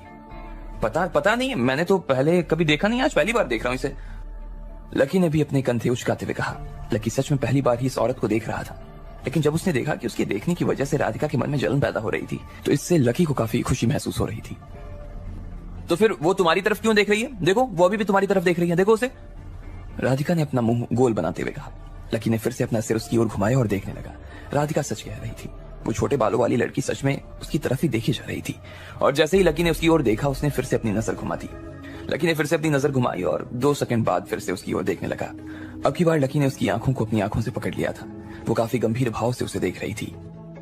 शायद वो मुझे इसलिए देख रही है क्योंकि मैं उसे शायद हैंडसम लगा, यू नो। लकी ने राधिका के सामने इतरा कर मुस्कुराते हुए कहा, अच्छा तो फिर तुम मेरे साथ क्या कर रहे हो? जाओ उसी के साथ ना, जाओ। कहीं तुम्हें भी वो कुछ ज्यादा अच्छी नहीं लगने लगी ना? राधिका की जलन और थोड़ी सी बढ़ गई थी और वो देख रही थी कि लकी का मन और थोड़ा सा खुश हो गया। वो देख पा रहा था कि किस तरह से राधिका चढ़कर उस लड़की की तरफ देखी जा रही थी। अच्छा जी, लकी ने अपनी मुस्कान छुपाते हुए कहा। राधिका उससे जो भी कह रही थी उसे सुनने के बाद एक पल के लिए तो वो चौंक गया था, लेकिन अगले ही पल उसके चेहरे पर हंसी आ गई। राधिका को ऐसा लगा कि उस लड़की के लिए हो सकता था कि लकी उसे छोड़कर चला जाए। लकी ने भी इस मौके का फायदा उठाया और राधिका की तरफ शरारत भरी मुस्कुराहट के साथ देखने लगा। इसके बाद वो राधिका के करीब आया और उसने कानों में कहा, क्या तुम सच में मेरी इतनी चिंता करती हो राधिका? कौन कह रहा है कि मैं तुम्हारी चिंता करती हूँ? तुम्हें जो मन में आया ना वैसा करो। मैं कौन होती हूँ तुम्हें रोकने वाली? अगर तुम उसके साथ जाना चाहते हो जा सकते हो, मैं कुछ नहीं बोलूंगी, राधिका ने गुस्से में कहा और वहां से जाने लगी। ये देखते ही रकी का तो हालत ही खराब हो गया। उसने सोचा कि इस खेल को यहीं पर रोक देना चाहिए और इसी में उसकी भलाई है। वो समझ गया था कि राधिका को सच में गुस्सा आ रहा था और अगर वो इस खेल को आगे बढ़ाता तो शायद राधिका उसके हाथ से फिसल सकती थी। अरे तुम उससे अपना कंपैरिजन कैसे कर सकती हो राधिका? ये बात तो तुम भी अच्छे से जानती हो ना कि मेरे दिल में तुम्हारे अलावा और किसी के लिए जगह नहीं है। लकी ने रूठी हुई राधिका के रूठेपन को ठीक करने के लिए कहा। उसकी बातों का थोड़ा असर तो राधिका के चेहरे पर साफ दिखाई भी दे रहा था। उसने लकी की ओर थोड़ा सा नरमाई से देखा और कहा, अच्छा सच में? लकी की बातों की गर्माहट राधिका के दिलों तक आराम से पहुंच चुकी थी। अरे इसमें कोई शक की कोई गुंजाइश है? कोई गुंजाइश ही नहीं है। तुमने अभी पूछा ना कि मैं उसके बारे में क्या सोचता हूँ, तो मैं तुम्हें बता देना चाहता हूँ कि मेरी आंखों से देखो तो उस लड़की से 100 गुना ज्यादा अच्छी ना मुझे तुम लगती हो। अगर वो गेंदे का फूल है तो तुम और चिढ़ो, लेकिन हाँ जिस तरह से तुम्हें उससे जलन हो रही है ना, उसके देखने के बाद तो। इससे पहले कि लकी अपनी बात पूरी कर पाता, इतने में राधिका ने बीच में ही उसकी बात को काटते हुए कहा, अरे मैं कब उससे जल रही थी यार? कब कहा मैंने कि मैं उससे जल रही हूँ? और इतने में राधिका ने लकी के पेट पर मजाक में मुक्का मार दिया और फिर जोर जोर से हंसने लगी। फिर उसने लकी की ओर मुस्कुराते हुए देखा और बोली, वैसे मैं उससे क्यों जलने लगी और वो कौन सी तुम्हें पसंद करती है? राधिका ने कहा। उसका कहना भी सही था, लेकिन सिर्फ उसकी शक्ल देखकर ये बात कहीं से भी लकी को पच नहीं रही थी। इस चीज से भी ये कहा नहीं जा सकता था कि वो उसे सच में पसंद करती थी। अच्छा तो मतलब अभी तुम्हें मेरी बात पर विश्वास नहीं हो रहा है ना? तो मैं तुम्हें अभी ये बताता हूँ कि मैं सच कह रहा हूँ, लकी ने कहा और फिर घूमकर उस छोटे बालों वाली लड़की के पास जाने लगा। अरे लकी रुक जाओ ना, लकी रुको, राधिका ने धीरे से कहा, लेकिन वो रुकने का नाम नहीं ले रहा था। वो सच में सिर्फ मजाक कर रही थी, लेकिन शायद लकी ने उसकी बात को दिल पर ले लिया था। वो ये नहीं देखना चाहती थी कि वो छोटे बालों वाली लड़की सच में लकी से प्यार करती थी या नहीं करती थी, और यही साबित करने के लिए लकी उसकी तरफ बढ़ता जा रहा था। वो पीछे मुड़ने का नाम ही नहीं ले रहा था। जब उस लड़की ने लकी को अपनी तरफ आते देखा तो वो सच में घबरा गई थी। वो बस दाएं से बाएं और बाएं से दाएं देखे जा रही थी। लकी था कि उसकी तरफ बढ़ता जा रहा था और उसे सच में समझ नहीं आ रहा था कि वो अब करे क्या।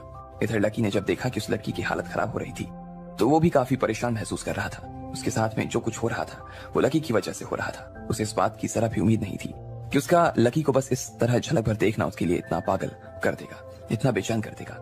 वो इतनी घबरा गई थी कि उसने लकी की तरफ देखना ही बंद कर दिया।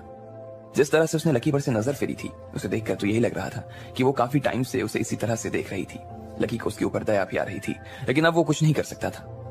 अगर वो लोग पहले ही मिले होते तो शायद बात बन सकती थी, लेकिन अब तो राधिका के साथ में था वो, और अगर वो राधिका के साथ बेईमानी करता तो शायद राधिका उसकी जान ले लेती। यार ये लड़की कितनी सुंदर है ना, लेकिन फिर इसकी नजर उस फटीचर के ऊपर जाकर क्यों टिकी हुई है?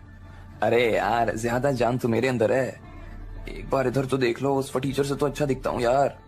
अरे इस लड़की को देखकर तो ऐसा लगता है ना कि ये किसी अमीर परिवार से आती है, फिर इसे क्यों देख रही है?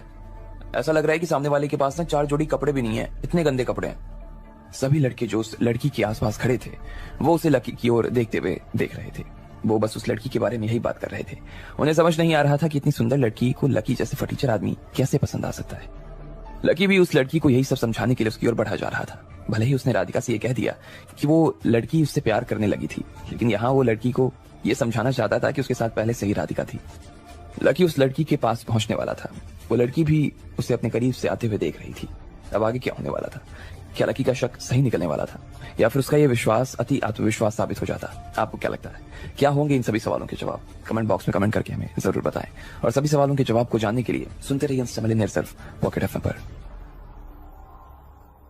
लकी से कहकर यशोदा ने चारुलता और बाकी लोगों के लिए कमरा तो बुक करवा दिया था, लेकिन लकी नहीं जानता था कि उसकी इस हरकत की वजह से उसने चारुलता के दिमाग में क्या फितूर भर दिया था। वो सोच रही थी कि उसकी बेटी को अब आकाश को छोड़कर लकी के पीछे पड़ जाना चाहिए। इधर लकी के पीछे और कई लड़कियां पड़ी हुई थी। जब वो और राधिका एक साथ बहुत दिनों के बाद बाजार में आइसक्रीम खाने के लिए आए थे तो एक छोटे बालों वाली लड़की लकी को घूरे जा रही थी। लकी उसे देखते ही समझ गया कि वो उसे पसंद करने लगी थी और इसलिए उसने सोचा कि वो उसकी इस गलतफहमी को दूर कर दे कि वो सिंगल है। जैसे ही लकी उसके पास पहुंचा, उसने लड़की से कहा, देखो मैं तुम्हारा नाम तो नहीं जानता, लेकिन फिर भी मैं तुम्हें इसके बारे में बता देना चाहता हूँ। मैं खुद से तुम्हारे पास चलकर आया हूँ और मैं तुम्हें ये बताना चाहता हूँ कि चीजें वैसी नहीं है जैसा तुम सोच रही हो। मैं ऑलरेडी किसी के साथ कमिटेड हूँ, इसलिए मैं तुम्हारे साथ नहीं हो सकता। मेरी गर्लफ्रेंड को इस चीज से दिक्कत होती है, इसलिए प्लीज क्या तुम मुझे इस तरह से देखना बंद करोगी? लकी ने बड़े प्यार से उस लड़की को समझाते हुए कहा। उससे तो अपनी बात से यही लग रहा था कि वो जो कह रहा था सही कह रहा था, लेकिन उसकी बात सुनकर उस लड़की के चेहरे पर रत्ती भर भी फर्क नहीं पड़ रहा था। लकी को लगा कि जब उसने उसके सामने सारी बात साफ साफ रख दी थी, उसके बाद वो लड़की समझने के लिए राजी क्यों नहीं थी। मैडम आप? लकी सीधा उस लड़की की आंखों में आंखें डालकर देखने लगा। वो उसके जवाब का इंतजार कर रहा था, लेकिन उसे इस बात का अंदाजा नहीं था कि वो लड़की जवाब देने के नाम पर उल्टा लकी पर ही फट पड़ेगी। ये सब क्या कह रहे हो तुम? उस लड़की ने लकी के कंधे को थोड़ा सा धक्का देते हुए कहा। उसकी हालत इस वक्त ऐसी हो गई जैसे किसी बिल्ली की पूंछ पर पैर रख दिया गया हो। अरे अरे, मैं तो सिर्फ आपको यही बताने के लिए आया था कि हम दोनों के बीच आगे कुछ नहीं होगा। लकी ने फिर उसे समझाते हुए कहा। वो लड़की सच में काफी खूबसूरत थी। लकी ने पहली बार उसे इतने पास से देखा था। उसका रंग सफेद था। उसकी बड़ी बड़ी आंखों के नीचे उसने गहरा सा काजल लगाया हुआ था। उसके कपड़े भी काफी सुंदर नजर आ रहे थे। उसने हल्के गुलाबी रंग का टॉप पहना हुआ था, जिसकी बनावट को देखकर ही ऐसा लगता था कि वो किसी बड़े घर से ताल्लुक रखती थी। ये तुम किस बारे में बात कर रहे हो? तुम्हारा क्या दिमाग खराब है? तुम इतनी सब बकवास मेरे सामने क्यों कर रहे हो? भाई हो कौन तुम? और किसने कहा कि मैं तुम्हें पसंद करती हूँ? तुम्हें? उस लड़की ने एक ही सांस में लकी के ऊपर गोलियां दागते हुए कहा। उस लड़की की धारदार बातों ने लकी का मुंह बंद कर दिया था। तो फिर तुम इस तरह क्यों देख रही हो मुझे? लकी ने पूछा। उसका चेहरा हमारे शर्म के लाल हो गया था। वो देख पा रहा था कि सब लोगों की आंखें उसके चेहरे पर ही जमी हुई थी और इस बात से उसे काफी शर्म आ रही थी। मैं तुम्हें देख रही थी? क्या आप बात है, तुम तो बड़े इंटरेस्टिंग आदमी हो यार, उस लड़की ने कहा। फिर उसने लकी को एक तरफ धक्का दिया और वो राधिका की ओर बढ़ने लगी। लकी अभी भी उसी तरह बुत बनकर खड़ा था। उसे इस बात पर विश्वास नहीं हो रहा था कि वो लड़की उसे नहीं देख रही थी। वो चाह कर भी उसकी कही बात को नहीं मान पा रहा था। लकी अपने ही ख्यालों में खो गया था और उसके चेहरे पर शर्म साफ नजर आ रही थी। मारे शर्म के उसके कान गर्म हो गए थे। वहां खड़े लोगों को एक पल के लिए देखने के बाद उसने अपना सिर खुजाया और वो राधिका की ओर बढ़ने लगा। वो लड़की तब तक राधिका के पास पहुंच चुकी थी और उसके सामने झुककर मुस्कुरा रही थी। फिर उसने राधिका के चेहरे की ओर देखा और अपना सिर हाँ में हिलाने लगी। वो उसे ऐसे देख रही थी जैसे तो उसके चेहरे पर कुछ लिखा हुआ हो। कुछ देर तक उसके चेहरे को देखने के बाद उस लड़की ने अपने पर्स में से अपना बिजनेस कार्ड निकाला और उसे राधिका को दे दिया। हेलो, मेरा नाम सोनाली है और ये मेरा बिजनेस कार्ड है, उस लड़की ने कहा। लकी ने जब उसे ऐसा करते देखा तो वो अंदर ही अंदर और ज्यादा शर्मिंदा हो गया था। उसने अभी सोनाली से जो कुछ भी कहा था वो सब उसके दिमाग में फिर से घूमने लगा और इसी वजह से उसके गाल फिर से लाल होने शुरू हो गए थे। इधर राधिका ने भी उसके हाथ में कार्ड देखा तो चौंक गई। उसने कभी नहीं सोचा कि वो लड़की लकी से नहीं बल्कि राधिका से बात करने के लिए उसके पास आ रही थी।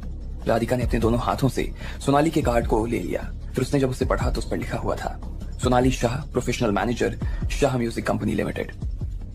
जब मैंने तुम्हें पहली बार देखा तो मुझे तुम्हारे लिए अट्रैक्शन होने लगा था। तुम काफी सुंदर लगती हो। हम लोग अभी एक ग्रुप बना रहे हैं जिसका नाम है रॉकेट गर्ल्स। मुझे उम्मीद है कि तुम हमारी कंपनी ज्वाइन करके उस ग्रुप में शामिल होना पसंद करोगी। सोनाली ने मुस्कुराते हुए राधिका से कहा। मैं? राधिका ने लड़खड़ाती हुई जुबान में अपनी तरफ उंगली दिखाते हुए पूछा। सोनाली उसे एक सेलिब्रिटी बनाने के लिए बुला रही थी। उसे लग रहा था कि वो कोई सपना देख रही थी और सोनाली जो कुछ कह रही थी वो सब कुछ झूठ था। ये जो तुम्हारा कार्ड है क्या ये असली है? लकी ने राधिका को पीछे खींचते हुए सोनाली से पूछा। वो इन सब मामलों में काफी सतर्क रहता था। उसे इस बात का डर था कि कहीं कोई राधिका के साथ गलत काम न कर दे। सोनाली ने जब लकी के इस सवाल को सुना तो वो फिर से अपना सिर हिलाते हुए लकी को देखने लगी। उसे समझ नहीं आ रहा था कि आखिर ये आदमी बना किस मिट्टी का था। उसकी आंखों को देखकर इधर लकी को थोड़ा बुरा लग रहा था। उसने सोनाली से जो पहले कहा था और जो अब कह रहा था उस पर उसे पछतावा हो रहा था। अगर तुम्हें मेरे कार्ड पर विश्वास नहीं है तो तुम मेरे बारे में ऑनलाइन सर्च कर सकते हो, सोनाली ने कहा। क्योंकि वो इस तरह से सीधी मुंह उठाकर राधिका के पास चली आई थी, इसलिए उसके ऊपर किसी का भी शक करना लाजमी था। जिस तरह से लकी उसे सवाल कर रहा था उसे तो सोनाली भी यही समझ चुकी थी कि लकी राधिका का बॉयफ्रेंड था। लकी और राधिका ने उसके फोन पर सोनाली के बारे में सर्च किया और उन्हें शाह म्यूजिक कंपनी के बारे में जानकारी मिल गई। सोनाली शाह सच में उस कंपनी की प्रोफेशनल मैनेजर थी। सॉरी, हमने आपको ऑफेंड कर दिया, राधिका ने लकी की तरफ से सोनाली से माफी मांगते हुए कहा। लेकिन मुझे सिंगिंग या म्यूजिक के बारे में कोई जानकारी नहीं है। मुझे नहीं मालूम कि मैं आप लोगों को कैसे ज्वाइन कर पाऊंगी। मेरी उतनी कैपेबिलिटी ही नहीं है। राधिका असल में तो उस ऑफर के लिए मना नहीं करना चाहती थी, लेकिन वो एक छोटे से गांव से एक बहुत ही छोटे से परिवार से आई हुई लड़की थी, इसलिए उसका गाने से तो दूर दूर तक कोई जुड़ाव ही नहीं था। कोई बात नहीं ना, तुम परफेक्ट हो, तुम्हारी बॉडी कंडीशन काफी सही है, इसलिए तुम आराम से आ सकती हो। लेकिन उससे पहले तुम्हें रॉकेट गर्ल्स के बारे में थोड़ा पता करना पड़ेगा। रूहानी भी जब पहली बार आई थी तो उसके पास भी टैलेंट नहीं था। मुझे लगता है कि तुम रूहानी बन सकती हो। बाकी टैलेंट वगैरह की तुम चिंता मत करो, उसके लिए हम तुम्हें ट्रेन कर देंगे, सोनाली ने मुस्कुराते हुए कहा। उसकी आंखों में राधिका के लिए एक विश्वास नजर आ रहा था, और उस विश्वास को देखते हुए राधिका का मन तो यही कर रहा था कि वो सोनाली को जल्द से जल्द हाँ बोल दे। लेकिन फिर भी उसके मन में एक अजीब सा डर था जो उसे रोके हुआ था। उसे समझ नहीं आ रहा था कि उसे किस चीज से डर लग रहा था, लेकिन फिर भी वो अपना डिसीजन लेने में झिझक रही थी। ठीक है, फिर चलते हैं, लकी ने राधिका की तरफ से सोनाली से कहा। जब उसने राधिका का चेहरा देखा तो वो समझ गया था कि वो जाना चाहती थी और उसे सिर्फ उसका डर ही रोक रहा था। लकी ने जैसे ही सोनाली को हाँ कहा, राधिका उसे घबराई हुई नजरों से देखने लगी। क्या तुम खुद आना चाहती हो? मैं हाँ या ना तुम्हारे मुंह से सुनना चाहती हूँ, सोनाली ने राधिका से पूछा। राधिका ने सोनाली की आंखों में आंखें डालकर देखा और फिर हाँ में गर्दन हिला दी। ठीक है, परफेक्ट, तुम काफी क्यूट लगती हो और मेरा यकीन करो तुम्हें बहुत पसंद करने वाले हैं लोग। सोनाली ने राधिका से हाथ मिलाया और फिर बोली, अब हमारे बीच में बातचीत हो गई है, लेकिन मैं चाहती हूँ कि तुम एक बार ऑफिस आकर कॉन्ट्रैक्ट पर भी साइन कर दो। वहीं पर हम ये भी देख लेंगे कि तुम गा सकती हो या नहीं, और तुम्हारा डांस का भी ऑडिशन ले लेंगे। जैसे भी तुम्हारा स्टेटस होगा उसके हिसाब से तुम्हें ट्रेन करना शुरू कर दिया जाएगा। ठीक है, राधिका ने भी हाँ में सिर हिलाते हुए कहा। उसने अपना मन पहले ही बना लिया था। वो इस मौके को अपने हाथ से जाने नहीं देना चाहती थी और एक बार के लिए वो इस रास्ते पर चलकर देखना चाहती थी। राधिका जानती थी कि लकी का परिवार काफी अमीर परिवार है, लेकिन इसका मतलब ये नहीं कि वो सिर्फ लकी के कंधों का बोझ बनकर रह जाए। वो लकी के साथ खा पी रही थी, घूम रही थी, लेकिन इसका मतलब ये नहीं था कि वो अपनी जिंदगी में कुछ काम नहीं करना चाहती थी। ठीक है, तो अब हम चलते हैं। तुम्हें अपने साथ किसी और को लाने की जरूरत नहीं है। हम अभी जो ग्रुप बनाने वाले हैं वो सीक्रेट है, उसके बारे में लोगों को कुछ मालूम नहीं है, इसलिए कंपनी के अंदर किसी भी बाहर के आदमी को आने नहीं देते। ठीक है, तुम यहीं पर रुकना कॉलेज में लकी। जब मेरा काम हो जाएगा ना तो मैं तुम्हें फोन कर दूंगी, लकी ने राधिका की ओर देखते हुए कहा। लकी का मन तो यही कर रहा था कि उसे राधिका के साथ जाना चाहिए, लेकिन फिर भी जब राधिका ने उसे मना कर दिया तो वो उसे साथ नहीं जाने दे सकता था। लकी ने उसे मैसेज कर दिया कि वो उसे कंपनी की लोकेशन भेज दे और फ्री होते ही कॉल कर ले। वो उसे लेने आने के लिए तैयार था। सोनाली राधिका के साथ अपनी गाड़ी में बैठ गई और उनकी गाड़ी उनकी कंपनी की तरफ बढ़ने लगी। क्या ये सच में तुम्हारा बॉयफ्रेंड है?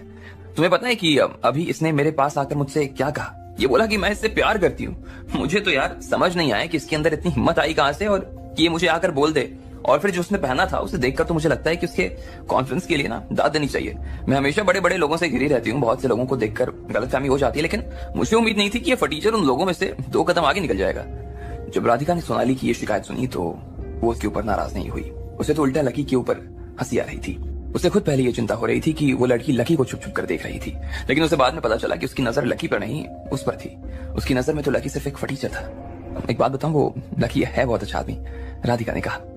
अरे राधिका, तुम भी बच्ची हो, स्टूडेंट हो, तुम्हें अभी यही लग रहा होगा ना कि वो आदमी अच्छा है, लेकिन बाद में तुम्हें समझ आएगा कि वो कैसा है। जब तुम एक बहुत बड़ी स्टार बन जाओगी, तुम्हारी दौलत और शोहरत बहुत तेजी से बढ़ने लगेंगी, फिर तुम्हें एहसास होगा कि आदमी तुम्हारे लायक ही था ही नहीं, समझी? सोनाली ने काफी गंभीर सुर में कहा। हम इसके बारे में फ्यूचर में बात करेंगे, राधिका ने उसे मुस्कुराते हुए जवाब दिया। अगर वो भविष्य में रूहानी जितनी बड़ी सुपरस्टार बन भी जाती तो भी उसके पास जितना पैसा होगा उससे 10,000 गुना ज्यादा पैसा लकी अपनी जेब में लिए घूम रहा होगा। उसका और लकी का इस मामले में कोई मुकाबला ही नहीं था।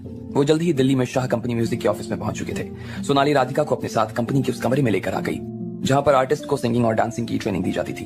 जब सोनाली ने उसका टेस्ट लेना शुरू किया तो उसे इस बात की उम्मीद नहीं थी कि राधिका के स्किल्स उसकी उम्मीद से बढ़कर निकलेंगे। अरे राधिका, तुमने तो कमाल ही कर दिया। ना सिर्फ तुम सुंदर हो बल्कि तुम्हें गाने और डांस का भी काफी अच्छा सेंस है यार। तुम्हारी प्रोफेशनल ट्रेनिंग की मदद से जल्दी तुम एक बढ़िया सिंगर और डांसर बन जाओगी। देखना आने वाले टाइम में ना तुम इंडस्ट्री पर राज करोगी, राज, सोनाली ने कहा। वो राधिका के परफॉर्मेंस से सच में काफी खुश हुई थी। उसे लग रहा था कि उसके हाथ में एक हीरा लग गया था। राधिका ने सोनाली के साथ में कॉन्ट्रैक्ट साइन कर लिया। उसे ये सब काम निपटाते निपटाते दोपहर हो गई। सोनाली ने राधिका के लिए लंच का इंतजाम किया। राधिका, तुम आराम से खाना खाओ और फिर हम आज ही ट्रेनिंग शुरू कर देते हैं। तुम अपनी पढ़ाई से ना कॉम्प्रोमाइज नहीं करो, इसलिए सुबह की सारी क्लासेस अटेंड कर लेना। इसके बाद जब तुम दोपहर में फ्री हो जाओगी ना तो यहाँ पर ट्रेनिंग के लिए आ जाना। हम दोपहर से शाम तक की ट्रेनिंग रखेंगे, सोनाली ने कहा। राधिका ने भी हाँ में सिर हिला दिया और फोन करके ये सारी बात लकी को बता दी। अच्छा, ऐसी बात है, ठीक है, उधर से लकी ने कहा। राधिका को अपने दिल में एक अजीब सी घबराहट हो रही थी। थोड़ी ही देर में उसकी पूरी दुनिया बदल गई थी। अब आगे क्या होने वाला था? राधिका इस दुनिया में कितना ढल पाती, और क्या लकी और उसके बीच में इस चीज का कोई असर पड़ता? आपको क्या लगता है, क्या होंगे इन सभी सवालों के जवाब? कमेंट बॉक्स में कमेंट करके हमें जरूर बताएं, और सभी सवालों के जवाब को जानने के लिए सुनते रहिए इंस्टा मिलियनेयर सिर्फ पॉकेट एफएम पर।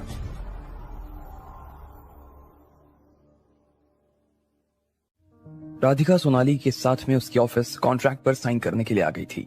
उसने जब सिंगिंग और डांसिंग का ऑडिशन दिया तो सोनाली उसे देखकर हैरान रह गई थी। जितनी उसे उम्मीद थी उससे ज्यादा अच्छा काम राधिका को पहले से आता था। फिर भी उसे थोड़ी बहुत ट्रेनिंग की जरूरत थी, इसलिए उसने राधिका को वहीं पर रोक लिया। राधिका खुद भी वहां रुक गई और उसने लकी को फोन करके सारी बात समझा दी थी। लकी जब शाम को 4:30 पर सारे कामों से फ्री हुआ तो उसने सोचा कि वो अपने दोस्तों से हॉस्टल जाकर मिलाए।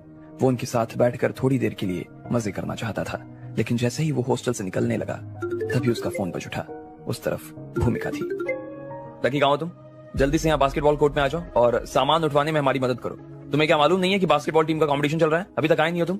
कहाँ मर गए हो? भूमिका ने लकी के ऊपर झल्लाते हुए कहा। लकी को उसकी बातों से कोई फर्क नहीं पड़ रहा था। वो उसकी इस तरह की बातों का आदी हो चुका था। जब बास्केटबॉल का कंपटीशन होता था तो चीयर लीडिंग का काम खिलाड़ियों को चीयर करने का होता था और उनकी टीम में लकी ही एकमात्र लड़का था। अगर लकी ना होता तो उन्हें कोई दूसरा सामान उठाने वाला भी नहीं मिलता। लकी ने फोन रखा और अपने पैर कोर्ट की तरफ मोड़ लिए। कोर्ट पहुंचने के बाद उसने देखा कि सारी लड़कियों ने छोटे छोटे बिना बाजू के टी शर्ट पहने हुए थे और वो सभी काफी सुंदर लग रही थी। खास तौर पर भूमिका, उसके लंबे पैर और पतली कमर और उसका किसी हीरोइन जैसा चेहरा किसी भी सुंदरी से कम नहीं था। वो अच्छे अच्छे खिलाड़ियों को खेल भुला सकती थी। उसके अलावा बाकी 7 से 8 और लड़कियां वहां खड़ी थी जो लकी के आने के बाद उसके सामान उठाने का इंतजार कर रही थी। अरे लकी, तुम पिछले महीने कहाँ चले गए थे यार? 1 महीने से लकी कहीं गायब था और उसे इस बारे में कोई खबर ही नहीं थी कि वो कहाँ चला गया था। हाँ, मैं वो बाहर घूमने गया हुआ था। लकी ने भी उसी तरह से मुस्कुराते हुए जवाब दिया। इतनी सारी सुंदर लड़कियों को देखकर उसका भी मूड अपने आप ही ठीक हो गया था। मैं अभी ये सारा सामान बास्केटबॉल कोर्ट में रख देता हूँ, लकी ने भूमिका से कहा और फिर सामान लेकर कोर्ट की तरफ जाने लगा। बाकी की लड़कियां उसके पीछे पीछे आ रही थी। अच्छा लकी, तुम्हारे पास घूमने के लिए पैसे भी हैं? मुझे तो याद है कि जब हम लोग आखिरी बार उस होटल के बाहर मिले थे तो तुम 10-10 रुपए भीख मांग रहे थे। भूमिका ने अपने कपड़े ठीक करते हुए कहा। अरे भूमिका, कैसी बातें कर रही हो? तुम्हें मालूम नहीं है लकी के पास लग्जरी कार है। जो आदमी लग्जरी कार मर्सिडीज में चल सकता है वो घूमने नहीं जा सकता क्या? पीछे से दूसरी लड़की ने कहा, फिर खुद की बात पर हंसने लगी। भूमिका भी उसके साथ हंसे जा रही थी। भूमिका ने पहले ही उन्हें बता दिया था कि लकी के पास में जो गाड़ी थी वो किसी और की थी और ये बात किसी और ने नहीं बल्कि लकी ही ने उन्हें बताया था। इसलिए भूमिका के मन में लकी को लेकर जो थोड़ा बहुत डर था वो चला गया था। लकी ने उसकी बात तो सुनी लेकिन उसके जवाब में उसने कुछ नहीं कहा। वो सीधा सीधा कोर्ट की तरफ जाने लगा। उसके हाथ में एक बड़ा सा डब्बा था और बाकी लकी लड़कियां के पीछे बातें करते हुए चली जा रही थी। इधर ईशान, विक्रांत और बास्केटबॉल टीम के बाकी खिलाड़ी मैच से पहले वार्म अप कर रहे थे। अरे जरा देखो तो कौन आया है। धूम 4 का चोर आया है। क्या हुआ भाई, 20 लाख लुट गए जो तुम वापस यहाँ पर मजदूरी करने आए थे? पिछले 1 महीने से तो नजर आने का नाम नहीं ले रहे थे। क्या बात है, चोरी की गिल्ट बर्दाश्त नहीं हो रही क्या? विक्रांत बास्केटबॉल खेलते हुए लकी के पास आ गया और उससे ये सब बात करने लगा। विक्रांत, क्या तुम भी कुछ बोलते हो यार? धूम 4, चोरी ये सब क्या है? जब प्रिंसिपल ने आकर सब कुछ बता दिया कि चोरी किसने की है और चोर खुद भी पकड़ा गया है तो तुम लकी को चोर कैसे कह सकते हो? अरे तुम्हें तो इसे लग्जरी कार का मालिक कहकर पुकारना चाहिए, ईशान ने कहा और शैतानी मुस्कान के साथ लकी को देखने लगा। अरे हाँ यार, मैं तो भूल ही गया। अरे हाँ, सही कह रहा है, इससे तो हमें लग्जरी कार का मालिक ही बुलाना चाहिए। अरे हाँ यार, महान कार का मालिक है। धीरे धीरे सब लोगों ने लकी के मजे लेने शुरू कर दिए। जैसे भूमिका को पता चला ऐसे ही उन लोगों को भी पता था कि वो गाड़ी लकी की नहीं थी। क्या बात है लकी, आज तुम अपनी गाड़ी लेकर नहीं आए? ये डब्बे उसी में डालकर ले आते ना। ईशान ने लकी के पास आकर पूछा। वो जब से खराब हुई थी तब से वर्कशॉप में ही पड़ी थी, उसके बाद से मैं उसे लेकर नहीं आया, लकी ने कहा और डब्बे नीचे जमीन पर रख दिए। वो जानबूझकर ईशान और बाकी लोगों के ऊपर और उनकी बातों पर ध्यान नहीं देना चाहता था। ओहो, लकी भाई की हिम्मत तो देखो, ये बात तो ऐसे कर रहा है जैसे वो लग्जरी कार इनकी ही है। ईशान ने फिर से लकी की टांग खींचते हुए कहा और बाकी लोगों को देखने लगा। लकी ने अपनी नजर नीचे कर ली थी। भाई लोग, क्या आपने देखा इतनी मोटी चमड़ी वाला झूठा आदमी है? ईशान ने फिर से पूछा। ये सुनते ही सब लोग हंसने लगे और अपनी गर्दन ना में हिला दी। इसलिए तो ये लकी भाई हैं। लकी भाई चलाते हैं लग्जरी कार और हम लोग तो छोटी मोटी सेडन ही चला पाते हैं। देख रहे हो हम दोनों के बीच कितना गैप है। अगर तुम लोगों को भी लकी भाई की लग्जरी कार चलानी है ना तो सबसे पहले अपनी चमड़ी को लकी भाई के जितना मोटा करना पड़ेगा। ईशान ने कहा और फिर खुद ही अपनी बातों पर हंसने लगा। अरे भाई, मैं भी एक बात बोलूं क्या? इसको लकी मत बोलो यार, इसको भाई मत बोलो यार। ये तो चीयर लीडर ग्रुप की दाई माँ है ना, लग्जरी कार वाली दाई माँ है अपनी ये। विक्रांत ने ईशान से एक कदम और आगे जाते हुए लकी का मजाक उड़ाया और कहा। इतने में इस तमाशे को देखने के लिए वहां पर और भी लोग जमा हो गए। उनमें से एक आदमी रुका और फिर लकी की ओर इशारा करते हुए बोला, कौन चलाता है लग्जरी कार? ये लड़का। अरे ये भाई लग्जरी कार चलाता है ना, तो मैं खुद अपना हॉस्पिटल चला सकता हूँ। लग्जरी कार वाली बात सुनकर उस लड़के के अंदर कुछ ज्यादा ही जोश जागृत हो गया था। उससे विश्वास नहीं हो रहा था कि वो सब उस डब्बे के पास खड़े हुए लड़के के बारे में बात कर रहे थे। वहां खड़े लोगों को यह सुनकर फिर से हंसी आ गई, लेकिन लकी को सच में उनकी बातों से कोई फर्क नहीं पड़ रहा था। उनकी बातें सुनने के बजाय उसने एक कोने में बैठना पसंद किया और वो वहां से निकल गया। इधर बास्केटबॉल का मैच भी तब शुरू हो चुका था। ईशान की कप्तानी में दिल्ली यूनिवर्सिटी की टीम सामने किसी दूसरी यूनिवर्सिटी की टीम से मुकाबला कर रही थी। मैच काफी मजेदार चल रहा था और बीच बीच में भूमिका और उसकी टीम की लड़कियों का डांस मैच और रोमांच पैदा कर रहा था। जब जब ईशान भूमिका को नाचते हुए देखता, तब तक उसका कॉन्फिडेंस और बढ़ता चला जाता और उसके खेल में और ज्यादा निखार आ जाता। उसके ताबड़तोड़ खेल और तेज कदमों को देखकर उसकी साथियों को भी जोश बढ़ गया था। वो सामने वाली टीम के हाथ में गेंद को जाने ही नहीं दे रहे थे। थोड़ी ही देर में वो मैच खत्म हो गया। ईशान की टीम ने सामने वाली टीम को एक बड़े अंतर से हराया था। मैच के खत्म होते होते शाम के 6 बज चुके थे। ठीक इसी वक्त बास्केटबॉल कोर्ट के बाहर एक कार आकर रुकी। दीदी, भूमिका ने कहा। वो यास्मीन की गाड़ी को पहचान तो गई थी, लेकिन उसे समझ नहीं आ रहा था कि आखिर उसकी गाड़ी यहाँ क्या कर रही थी। अरे भूमिका, ये तुम्हारी वही न्यू सिटी बैंक वाली कजन है ना? जहां तक मुझे याद है इसकी मेरा मतलब इसकी अभी शादी नहीं हुई है ना? विक्रांत ने भी उसकी गाड़ी को मुस्कुराते हुए देखा। विक्रांत कोर्ट पर गेंद को तो अच्छे से संभाल लेता था, लेकिन कोर्ट के बाहर वो अपने दिल को नहीं संभाल पाता था। जब तक वो भूमिका से बात कर रहा था, तब तक यास्मीन गाड़ी से उतर चुकी थी। आज उसने एक पीच रंग की मिनी स्कर्ट पहनी हुई थी और उसके ऊपर सफेद रंग का टॉप था। वो स्कर्ट उसके घुटने से थोड़ी ऊपर ही खत्म हो जाती थी, इसलिए उसके गोरे पैर देखकर विक्रांत की आंखें बाहर आने लगी थी। वो अपनी ऊंची हील्स पहनकर कोर्ट के अंदर आ गई। उसने देखने वालों को वो बैंक में काम करने वाली कम और कोई मॉडल ज्यादा लग रही थी। कितनी सुंदर है ना? अरे क्यों नहीं होगी, भूमिका की बहन है, इसका तो पूरा खानदान ही सुंदर है यार। बास्केटबॉल टीम के सारे लड़के उसकी ओर पागल की तरह देख रहे थे। जैसे उनके पैर जमीन से चिपके हुए थे, वैसे ही एक अजीब सी मुस्कान उनके चेहरे से चिपक गई थी। उनमें से कुछ लड़कों ने तो अपने बाल भी ठीक करना शुरू कर दिया। उन्हें लग रहा था कि इससे उनका यास्मीन के ऊपर अच्छा इंप्रेशन पड़ने वाला था। अरे इतना सजने धजने की जरूरत नहीं है, मेरी बहन वैसे भी तुम्हें पसंद नहीं करने वाली है, भूमिका ने विक्रांत से कहते हुए बाकी लोगों को भी सुना दिया। वो अपनी बहन को अच्छी तरह से जानती थी, इसलिए वो सीधी उसके पास चली गई। लेकिन वहां खड़े लड़के तो भूमिका की बात सुनने को जैसे राजी ही नहीं थे और वो अभी पागलों की तरह भूमिका के पीछे पीछे यास्मीन से मिलने के लिए निकल पड़े। वो सच में बला की खूबसूरत लग रही थी। उसने अपनी आंखों पर एक भूरे रंग का बड़ा सा चश्मा लगाया हुआ था। इतनी सुंदर लड़की से बात कौन नहीं करना चाहेगा।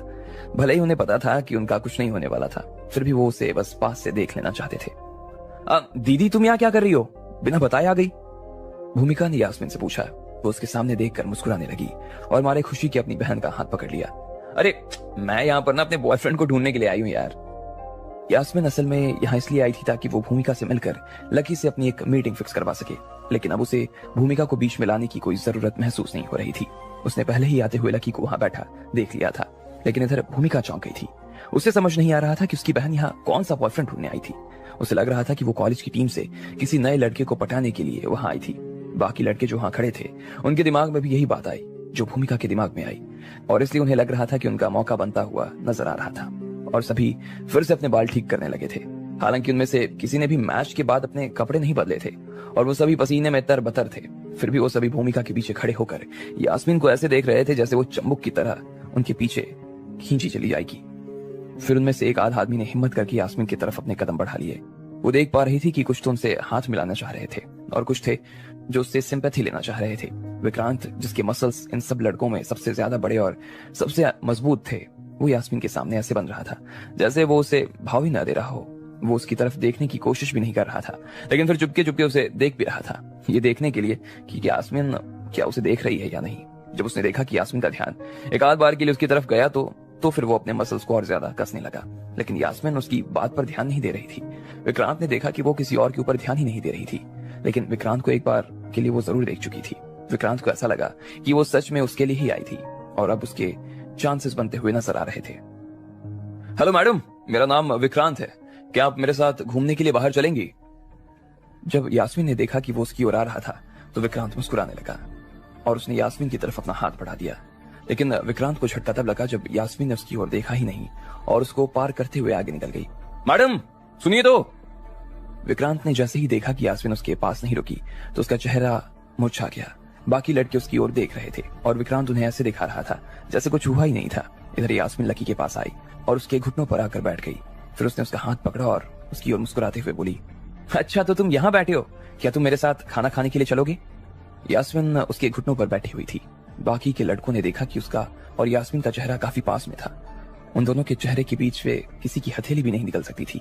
लकी अपने चेहरे पर यास्मीन की सांसों को महसूस कर पा रहा था। जैसे ही उन सब लोगों ने देखा कि यास्मीन लकी के घुटनों पर बैठी थी तो उनके दिल में आग लग गई। उन्हें समझ नहीं आ रहा था कि सूरज आज पश्चिम से कैसे निकल गया था। अब आगे क्या होने वाला था? क्या लकी की पहचान सबके सामने उजागर हो जाती या फिर वो जैसे तैसे अपना हाल संभाल लेता? आपको क्या लगता है, क्या होंगे इन सभी सवालों के जवाब? कमेंट बॉक्स में कमेंट करके हमें जरूर बताएं और सभी सवालों के जवाब को जानने के लिए सुनते रहिए इंस्टा सिर्फ पॉकेट एफएम पर। लकी को भूमिका ने बास्केटबॉल कोर्ट में बुला लिया था। वो उससे सामान उठाना चाह रही थी लेकिन सामान उठाना तो सिर्फ एक बहाना था। असल में वो लकी को बेइज्जत करने के लिए वहां बुला रही थी। लकी की खूब टांग खींचने के बाद वो फिर से मैच खेलने के लिए उतर गए थे। मैच में शानदार जीत के बाद उनके चेहरे पर जो चमक आई थी वो यास्मीन को देखने के बाद 4 गुना बढ़ गई थी। किसी को भी समझ नहीं आ रहा था कि यास्मीन क्या लेने के लिए यहाँ आई थी, लेकिन वो इस मौके को गंवाना नहीं चाहते थे। जब सब लड़के यास्मीन का ध्यान अपनी ओर खींचने की कोशिश कर रहे थे तभी यास्मीन उन सबको पीछे छोड़कर आगे निकल गई और लकी के घुटनों में जाकर बैठ गई थी। बताओ ना, तुम चलोगे क्या मेरे साथ खाने के लिए? यास्मीन ने फिर से लकी का हाथ थोड़ा और जोर से पकड़ते हुए कहा। मैं। इस वक्त लकी हड़बड़ा गया था। यास्मीन का चेहरा उसकी आंखों के इतना करीब था कि वो उसकी पलकों को भी साफ साफ देख पा रहा था। यास्मीन का टॉप लकी के टी शर्ट को बस छूने ही वाला था। चलो ना चलते हैं, यास्मीन ने फिर से उसे पुचकारते हुए कहा। लकी से भी अब रहा नहीं जा रहा था। वो उसे बिल्कुल मना नहीं कर पाया और उठकर यास्मीन के साथ जाने लगा। जब बाकी के लड़कों ने उसे इस तरह से जाते हुए देखा तो उनके तो रोंगटे खड़े हो गए। यास्मीन ने अभी भी उसका हाथ पकड़ा हुआ था और वो उसे इसी तरह से खींचते हुए अपनी गाड़ी तक ले आई थी। दीदी ये तुम्हें क्या हो गया है? भूमिका ने बीच में ही उसका रास्ता रोकते हुए कहा। वो लकी को ऐसे देख रही थी जैसे वो उसे पहली बार देख रही हो। उसने उसे देखा और फिर बोली, और तुम कहां जा रहे हो भाई साहब? अगर तुम इनके साथ चले जाओगे तो फिर हमारा ये सामान सब कौन उठाएगा? पहले ये सब उठाओ। और हाँ, एक बात पहले ही बता दे रही हूँ, मेरी बहन के साथ ना कुछ भी उल्टा सीधा करने की ना कोशिश मत करना। तुम्हें तो खुश होना चाहिए कि ये तुम्हारे साथ चल रही है, वरना एक बार तुम अपने आप को तो देखो, क्या इसके साथ तुम जाना डिजर्व भी करते हो? वैसे तो खुद भूमिका को भी समझ नहीं आ रहा था कि आखिर उसकी बहन को ये क्या हुआ था। पिछली बार दोनों बहनों ने अभिजीत को जलाने के लिए लकी का अच्छे से इस्तेमाल तो किया था और भूमिका के हिसाब से यास्मीन को लकी की कोई जरूरत भी नहीं होनी चाहिए थी। फिर भी क्यों उसकी बहन लकी के पीछे पड़ी हुई थी? भूमिका को ये बात समझ नहीं आ रही थी। भूमिका ने इधर जो भी कहा था उसे लकी ने गटक लिया। उसे उसके ऊपर गुस्सा तो खूब आ रहा था लेकिन वो चाह कर भी उसके साथ कुछ नहीं कर सकता था। यास्मीन खुद उसे खींच कर ले जा रही थी, ऐसे में वो उसे मना कैसे कर सकता था? उसे लगा कि बेहतर स्थिति यही थी कि वो भूमिका से कोई बहस न करे।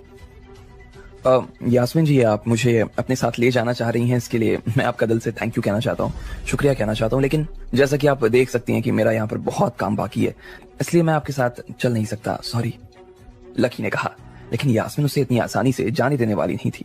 उसने एक बार जो उसका हाथ थाम लिया था तो फिर वो छोड़ने का नाम नहीं ले रही थी। उल्टा उसने भूमिका की ओर आंखें निकालते हुए देखा। उसका चेहरा गुस्से से चमक उठा था। भूमिका, लकी मेरा बॉयफ्रेंड है, समझी तुम? और ये मेरा बॉयफ्रेंड है तो इसका ये मतलब हुआ कि ये तुम्हारा जीजा जी है। तुम अपने जीजा जी से ऐसे बात करोगी? उनसे ऐसे काम करवाओगी? तुम ऐसे चिल्लाओगी उन पर? तुम्हें थोड़ी तो शर्म आनी चाहिए ना। तुम किससे क्या बात करना चाह रही हो इस बारे में तुम्हें अंदाजा भी है? ऐसे में कम से कम अपनी बहन से तो ठीक से बात करो। यास्मीन ने बुरी तरीके से उसे फटकारते हुए कहा। लकी आज की तारीख में अरबपति था। उसके खाते में 100 करोड़ रुपए से भी ज्यादा पैसे रखे हुए थे। वो भूमिका से जो चाहे खड़े खड़े करवा सकता था, लेकिन यहाँ तो उल्टा भूमिका उसे इस तरह से बेइज्जत कर रही थी। यास्मीन बड़ी मुश्किल से लकी को अपने साथ लाने की कोशिश में लगी हुई थी, लेकिन भूमिका उसका सारा गुड़गोबर करने पर तुली हुई थी, इसलिए उसका गुस्सा करना लाजमी था। यास्मीन ने जिस तरह का लेक्चर सबके सामने भूमिका को दिया, उसे सुनकर तो वो खुद सन रह गई। उसकी छोटी सी बुद्धि में उसकी बहन की बड़ी बड़ी चालबाजियां घुसने का नाम नहीं ले रही थी। वो तो यही सोच रही थी कि अगर लकी का काम निकल चुका था तो फिर उसे इतना सिर पर बैठाने की क्या जरूरत थी। चलो हटो मेरे रास्ते से, यास्मीन उसके ऊपर फिर से चिल्लाई। उसकी आवाज किसी बिजली की तरह गरज रही थी और उसे सुनते ही भूमिका डर गई। जब बात यहां तक खत्म नहीं हुई तो उसके बाद यास्मीन ने उसे अपने रास्ते से धक्का दे दिया। फिर उसने लकी का हाथ पकड़ा और उसने उसे गाड़ी में बैठाया और कॉलेज से बाहर ले गई। ईशान चलते हुए भूमिका के पास आया और उसे सांत्वना दे रहा था। भूमिका के दिल की धड़कन इतनी तेज हो गई थी कि उसका दिल तुरंत बाहर निकलने को था। बाकी सब लोग जो कि वहां खड़े थे वो भी इस घटना के बारे में बात कर रहे थे। उन्हें समझ नहीं आ रहा था कि ये सूरज पश्चिम से कैसे निकल गया। तो अब समझ में आया कि भूमिका की बहन को ऐसे सड़े हुए लड़के ही पसंद आते हैं। कचरे पर मक्खियां ही बैठती हैं, इनमें कोई शक नहीं। लेकिन इस लकी के साथ में क्या दिक्कत है? उसके पास ना तो पैसा है, ना ही परिवार, ना उसके पास खुद का कोई खाने का ठिकाना है। ऐसे में मुझे तो समझ नहीं आ रहा कि ये लड़की उसके प्यार में पागल कैसे हो सकती है। अरे अगर भूमिका की बहन यास्मीन इस फटीचर लकी से शादी कर लेगी तब तो भूचाल ही आ जाएगा।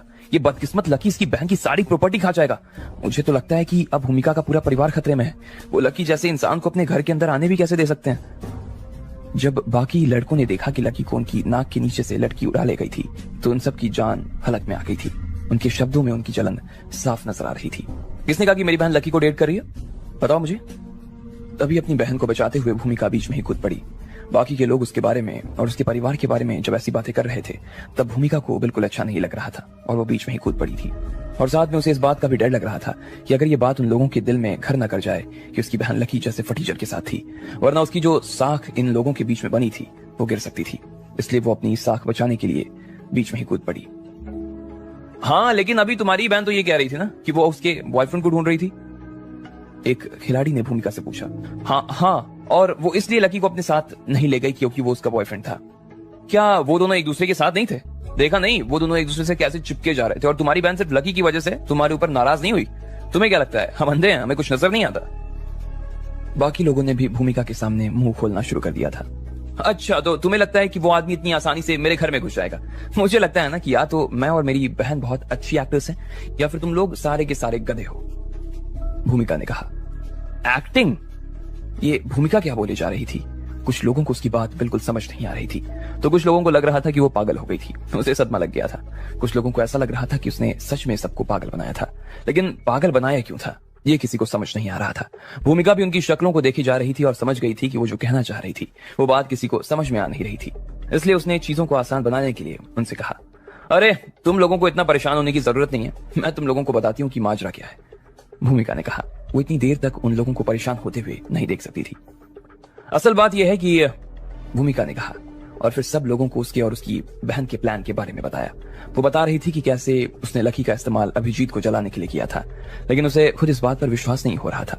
आखिरी बार जब लकी, यास्मीन और अभिजीत एक दूसरे के सामने आए तो यास्मीन का मकसद पहले ही पूरा हो चुका था। ऐसे में उसे खुद भी समझ नहीं आ रहा था कि आखिर उसकी बहन फिर से लकी को इतना भाव क्यों दे रही थी। लेकिन अब उसने अपने दोस्तों में अपनी साख बचाए रखने के लिए जो जरूरी समझा वो कह दिया था। अच्छा, तो ये बात है। देखा, मैंने तो पहले ही कहा था लकी जैसे फटीचर आदमी को इतनी सुंदर लड़की मिल ही नहीं सकती। ये तो वही बात हो गई कि मोगरे का फूल गोबर में जाकर गिर गया। लकी तो इस वक्त मारे खुशी के यार फूले जा रहा होगा, जबकि उसे तो इस बात का अंदाजा भी नहीं कि यास्मीन सिर्फ उसका इस्तेमाल कर रही है। अच्छा, तो अब इसका मतलब ये हुआ कि अगर तुम्हारी बहन को अभिजीत ने फिर से देख लिया तो वो पिछली बार से भी ज्यादा जल जाएगा और फिर उन दोनों के बीच की चीजें भी दोगुनी रफ्तार से आगे बढ़ने लगेंगी। ये कह रही हो तुम? ईशान ने भी भूमिका की ओर देखते हुए कहा। उसने सुना था कि अभिजीत भी एक बड़े परिवार से आता था और उसके घर वालों का दिल्ली में अच्छा दबदबा था। वो खुद भी यास्मीन और अभिजीत की नजरों में आना चाहता था। वो सब आखिरकार एक दूसरे के घर परिवार का हिस्सा होने वाले थे। हाँ, यही सही रहेगा ना भूमिका।